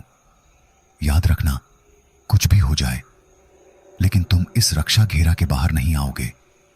लाकिनी अपने मायावी जाल से तुम्हें अचंभित करेगी, लेकिन वह कुछ भी करे इस रक्षा घेरा से बाहर मत निकलना। अगर इस घेरे से बाहर निकल आए तो हम दोनों कुछ नहीं कर सकते। ये सब कुछ सुनकर डर से मेरा गला सूख गया था, फिर भी किसी तरह सिर हिलाकर जवाब दिया। एक रंगीन बैग के अंदर से कुछ लाल रंग के चुने जैसा निकालकर मंत्र पढ़ते हुए कृष्ण प्रसाद जी ने मेरे चारों तरफ एक गोल घेरा बनाया। फिर सामने वाले भालू के चमड़े की आसन पर जाकर बैठे। एक बड़े से पीतल की टोकरी में चमकदार चुने जैसा कुछ डालकर उसमें आग जला दिया। उस आग का रंग गाढ़ा लाल था। मंडल के ठीक बीच में कृष्ण प्रसाद जी ने उस टोकरी को रखा। अब उन्होंने अपने बैग से एक पीतल का घंटा निकाला और फिर उनका बायां हाथ चलते ही वह घंटा मधुर आवाज में बज उठा और पूरे कमरे में टन टन टन टन की आवाज सुनाई देने लगी। दाहिने हाथ से उस पीतल की टोकरी में कुछ फेंक रहे हैं और उसी से बीच बीच में आग की लपटें ऊपर उठती। उनके गंभीर मंत्र पढ़ने की आवाज से इस खाली कमरे की दीवारें मानो कांप रही थीं। मैं और अवधूत इस वक्त केवल दर्शक मात्र हैं। उनके आदेश के बिना हम चूं भी नहीं कर सकते। आग में आहुति देना समाप्त होने के बाद कृष्ण प्रसाद जी उठकर मंडल के चारों तरफ कई सारे सुगंधित धूप बत्तियां जला दिए। कुछ ही मिनटों में पूरा कमरा धुएं और तेज सुगंध से भर गया। अभी इशारों में उन्होंने अवधूत को झपमाला उठाने के लिए कहा और फिर बोले, मंत्र तब तक पढ़ते रहना जब तक मंडल के बीच में जलती आग का रंग नीला ना हो जाए। आग का रंग नीला होते ही समझ जाना कि यह देवता वज्रपाणी है। याद रखना, आग के रंग का परिवर्तन न होने से पहले कुछ भी हो, मंत्र पाठ नहीं रुकना चाहिए। अब एक साथ दोनों ने ही मंत्र पाठ शुरू कर दिया। बटर लैंप की रोशनी में धूप बत्तियों का धुआं व सुगंध तथा दोनों के मंत्र पाठ ने इस पूरे कमरे के वातावरण को एक अलौकिक दृश्य में बदल दिया है। ओम वज्रपाणी हूं, ओम वज्रपाणी हूं, ओम वज्रपाणी हूं, ओम वज्रपाणी हूं। मंत्र की आवाज से पूरा कमरा गूंज रहा है। कब तक मंत्र पाठ चलता रहा मुझे नहीं पता। मुझे बैठे बैठे थोड़ा नींद आने लगा था। इधर धूप बत्ती का धुआं और सुगंध दोनों बढ़ा है, इसलिए नींद आने का बहुत ही अच्छा परिवेश बना था। कुछ ही दूरी पर बैठे अवधूत और कृष्ण प्रसाद जी धुंधले दिख रहे थे। अचानक हाथ में कुछ गर्म महसूस होते ही मुंह से आह शब्द निकल गया, क्योंकि मानो गर्म लोहे पर हाथ पड़ गया था। मैं चौंक गया। नहीं, लोहा नहीं, हाथ में पकड़ी हुई मूर्ति गर्म हो गई थी, इसीलिए उसे पकड़ने में कठिनाई हो रही है। उधर दोनों का मंत्र पाठ चल रहा है, किसी को बुलाकर इस बारे में बता भी नहीं पा रहा। इधर मूर्ति को पकड़े रहना लगभग असंभव हो रहा है। कृष्ण प्रसाद जी के कहे अनुसार मूर्ति को नीचे रख भी नहीं सकते। पूरा कमरा किसी घटना की प्रतीक्षा कर रहा है। पूरे कमरे का परिवेश डरावना हो गया है। मुझे ऐसा लगा कि मानो कोई शुभ नहीं बल्कि अशुभ शक्ति इस कमरे में दस्तक देने वाली है। उसी वक्त एक धीमी आवाज की हंसी सुनाई देने लगी। आवाज बहुत ही अस्पष्ट और मानो बहुत ही दूर से आ रही थी। मैं अचंभित होकर चारों तरफ देखने लगा। कोई कहीं भी नहीं था। सामने पीछे दोनों तरफ नहीं, कोई भी नहीं है। आखिर यह हंसी की आवाज कहां से आ रही है? मंडल के बीच में रखी टोकरी की आग का रंग तो लाल से नीला होना चाहिए था, लेकिन वह धीरे धीरे हल्के हरे रंग में क्यों परिवर्तित हो रहा है? इस हल्के हरे रंग को मैंने पहले भी कहीं देखा है। कृष्ण प्रसाद जी और अवधूत दोनों की आंखें बंद हैं। कमरे में परिवर्तन होना शुरू हो गया है, लेकिन मैं उनका ध्यान आकर्षित नहीं कर पा रहा। अचानक एक ठंडी हवा का झोंका मेरे चेहरे को छूकर निकल गया। जलती आग की लपटें थोड़ा तेज हो गईं। उसी आग की रोशनी में अचानक मेरी नजर ऊपर सीलिंग की ओर पड़ी और वहां जो देखा उसे देखकर मेरा पूरा शरीर डर से कांप उठा। कृष्ण प्रसाद जी और अवधूत दोनों की आंखें बंद हैं। उन्हें अब तक नहीं पता कि इस कमरे में बहुत सारे भयानक बदलाव हो रहे हैं। अचानक जब मेरी नजर ऊपर सीलिंग की ओर पड़ी तो वहां का दृश्य किसी को भी अंदर से हिला देगा। कमरे के उस तरफ से सीलिंग पर एक बच्चा उल्टा चलता हुआ मेरे ही तरफ आ रहा था। उसके शरीर का रंग हल्का हरा था। एक नहीं, उसके 3 सिर थे। लाखिनी, मेरे मुंह से ही तेज सिहरन की आवाज निकल गई। मेरे सीने के बाएं तरफ तेज दर्द होने लगा। वह भयानक छोटा बच्चा दांत दिखाते हुए खिलखिलाकर हंस रहा था। 3 जोड़े भयानक आंखों में नफरत और प्रतिहिंसा चमक रही थी। वह बच्चा मेरे सिर के ऊपर आकर रुका और हंसते हुए मुझे ध्यान से देखने लगा। अचानक ही धड़ाक से वह बच्चा मेरे सामने आकर गिरा। रक्षा घेरा के अंदर नहीं, वह रक्षा घेरा के बाहर गिरा था। गिरने की वजह से उसके शरीर का कुछ अंग चोट के कारण फट गए और खून निकलने लगा। कुछ सेकंड तक फर्श पर वह ऐसे ही पड़ा रहा। देखकर ऐसा लगा कि वह मर गया है, लेकिन अचानक ही मुझे आश्चर्य करते हुए वह बच्चा हंसता हुआ उठ बैठा। उसके एक सिर पर एक तरफ से बहुत ही जोर की चोट लगी थी और वहां से निकलता खून उसके चेहरे और पूरे शरीर पर बह रहा था। ऐसी विभत्स अवस्था में भी वह बच्चा हंसता ही जा रहा था। उस घिनौनी हंसी से उसके पूरे शरीर की मांसपेशियां हिल रही थीं। यह दृश्य और सहन नहीं कर पाया और मैं तेजी से चिल्ला पड़ा। अवधूत और कृष्ण प्रसाद जी दोनों ने मेरी तरफ देखा, लेकिन मंत्र पाठ को नहीं रोका। अवधूत ने इशारे से मुझे चुप रहने के लिए कहा। कमरे के अंदर जो भयानक दृश्य चल रहा है, क्या उन्हें कुछ भी नहीं दिख रहा? वह मुझे चुप रहने के लिए कैसे बोल सकता है? वह छोटा बच्चा अब मेरे चारों तरफ टहलने लगा। एक बात समझ गया कि लाकिनी रक्षा घेरा पार करके मेरे पास नहीं आएगी, इसीलिए रक्षा घेरा के बाहर से मुझे डर दिखाने की कोशिश कर रही है। यह सोचते ही मुझे थोड़ा बल मिला। मैं आंख बंद करके मूर्ति को हाथ में पकड़कर बैठा रहा। इधर तेज ठंडी व आतंक की वजह से मेरा पूरा शरीर कांप रहा था। मैंने ध्यान दिया कि लाकिनी जितनी पास आई है, ठंडी उतना ही बढ़ गया है। कितनी देर तक ऐसे आंख बंद करके बैठा रहा मुझे नहीं पता। अचानक ही मैंने सुना कि दोनों ने मंत्र पाठ बंद कर दिया है। इसके तुरंत बाद ही कृष्ण प्रसाद जी के चिल्लाने की आवाज सुनाई दी। मैंने गलती से फिर आंख खोल दी। अगर नहीं खोलता तो ही अच्छा रहता। आंख खोलते ही जो दृश्य देखा, उसे देख किसी की भी सांसें अटक जाएं। अब वह बच्चा नहीं है, मेरे आसपास कोई भी नहीं है। मेरे से कुछ ही दूरी पर बैठे कृष्ण प्रसाद जी के कंधे पर बैठकर उनके सिर को आक्रोश में पकड़ी हुई है। वह एक छोटी लड़की है। उसके सिर के दोनों तरफ से और दो सिर निकले हुए हैं। होंठ के पास से दो बड़े भेदक दांत बाहर निकले हुए हैं। प्रतिहिंसा के आक्रोश में तीनों मुंह से तीन जीभ निकली हुई हैं। उसके धारदार बड़े नाखून चमक रहे हैं। मैं आगे के भयानक दृश्य के लिए बिल्कुल भी तैयार नहीं था। उस लड़की ने अपने धारदार नाखून को कृष्ण प्रसाद जी के गले पर रखकर एक बार रगड़ते ही उनका सिर कटकर धड़ से नीचे गिर पड़ा। यह देखकर लाखिनी एक भयानक हंसी हंसने लगी। मेरा तंत्रिका तंत्र यह दृश्य और नहीं झेल पाया। धीरे धीरे चेतना लुप्त होने लगी। मैं फर्श पर ही लेट गया। हल्के खुले आंख से देखा कि जिस जगह पर अवधूत बैठा था, लेकिन अब वहां से अवधूत गायब था।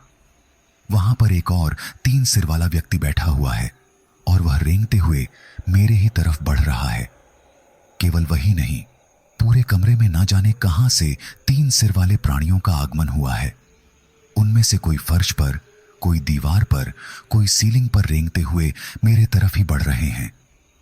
उन सभी के हंसने की वजह से चारों तरफ का परिवेश और भी भयानक हो गया है। सभी एक साथ मेरे तरफ आ रहे हैं। मुझे ऐसा लगा कि मैं अभी तुरंत ही बेहोश होने वाला हूं। उसी वक्त सभी भयानक हंसी की आवाजों से परे होकर कोई बोला, सब कुछ गलत है, सब कुछ एक भ्रम है। यह आवाज मानो बहुत दूर कहीं से मेरे तक पहुंच रही थी। मेरे शरीर में चेतना नाम की कोई चीज ही नहीं है, लेकिन फिर भी सुनने की कोशिश की।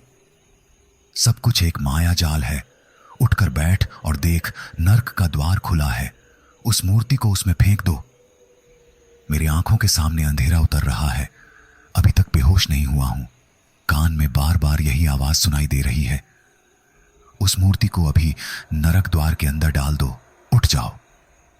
यह आवाज और भी ठीक से सुनाई देने लगी।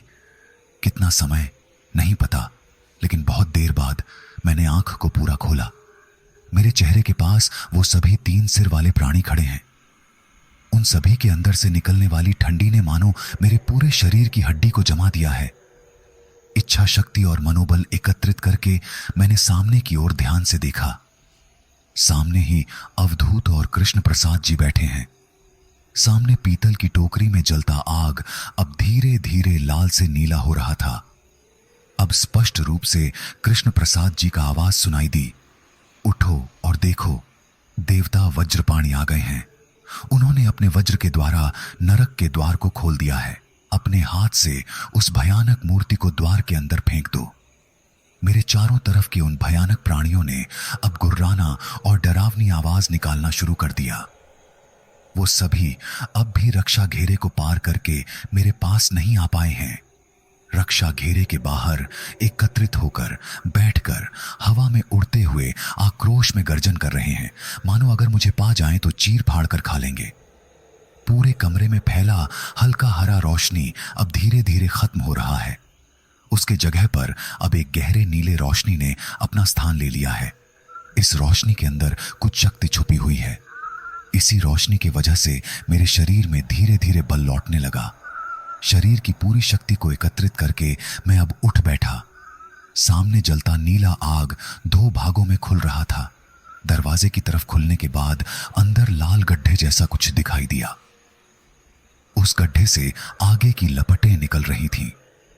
कृष्ण प्रसाद जी गरज पड़े, फेंक दो, उस मूर्ति को अंदर फेंक दो। पूरा आवाज सुनने से पहले ही मेरे दिमाग में सिग्नल मिल गया था कि मेरे हाथ में जो मूर्ति है उसे उस लाल गड्ढे के अंदर फेंकना होगा। फिर से पूरे शरीर की शक्ति को एकत्रित करके अपने हाथ में लिए हुए पंचधातु की अभिशापित लाखिनी मूर्ति को मैंने उस गड्ढे की ओर फेंक दिया। तुरंत ही मेरे चारों तरफ के भयानक 3 सिर वाले सभी प्राणी जलने लगे। पूरे कमरे को उस वक्त गाढ़े नीले रोशनी ने अपने कब्जे में ले लिया था।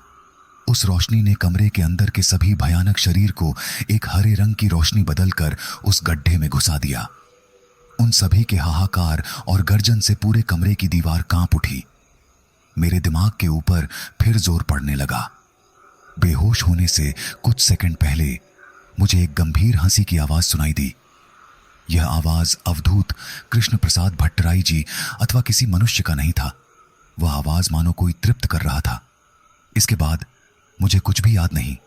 मैंने जब आंख खोली तो अवधूत और कृष्ण प्रसाद जी मेरे ऊपर झुके हुए थे। बेहोशी के बाद आंख खोलते ही दोनों ने मुझे पकड़कर बैठाया। मैं लगभग 1 घंटे बेहोश था। मेरे स्वाभाविक होने पर अवधूत ने जाकर कमरे का दरवाजा खोल दिया। धूप बत्ती की सुगंधित धुआं हवा के साथ बाहर निकल गया। अवधूत ने मुझसे पूछा, क्या हाल, चाय पियोगे? बैठे रहो, मैं बना कर लाता हूं, आप भी पिएंगे ना? अंधेरे में उन्होंने सिर हिलाया या नहीं मैं देख नहीं पाया। अवधूत ने क्या समझा नहीं पता। वह कमरे से बाहर चला गया। मैं भी धीरे धीरे बाहर जाकर दरवाजे को पकड़कर खड़ा हो गया। कुछ पक्षियों की आवाज सुनाई दी। हालांकि अभी भोर होने में काफी समय था। आसमान में उस वक्त भी कुछ तारे जगमगा रहे थे। उस वक्त आसमान का रंग घना नीला था, एकदम देवता वज्रपाणी की तरह। कालरात्रि के काले अंधेरे को भेद कर जैसे भोर का सूर्य उदय होता है, ठीक उसी तरह जब संसार के सीने में अशुभ शक्ति का जन्म होता है, तब इस ग्रह में किसी एक जगह शुभ शक्ति का भी आगमन होता है, जो सभी अशुभ माया जाल को काटकर चारों तरफ मंगलमय सुगंध फैला देती है। शुभ और अशुभ के इस लड़ाई में फिर एक बार शुभ की विजय हुई। तो दोस्तों, ये कहानी यहीं पर समाप्त होती है। आप सबने चैनल को इतना प्यार दिया, इसके लिए आपका आभार। इस कहानी पर आपकी प्रतिक्रिया जरूर दें और बताएं किसका रोल आपको बहुत अच्छा लगा। ऐसी ही कहानियां लेकर मैं आपको जल्द मिलूंगा। तो दोस्तों, मुझे जरूर फॉलो कर दीजिए ताकि अगली कहानियों का आपको पता चले। आप सबका दिल से धन्यवाद। जल्द मिलूंगा नई कहानी के साथ।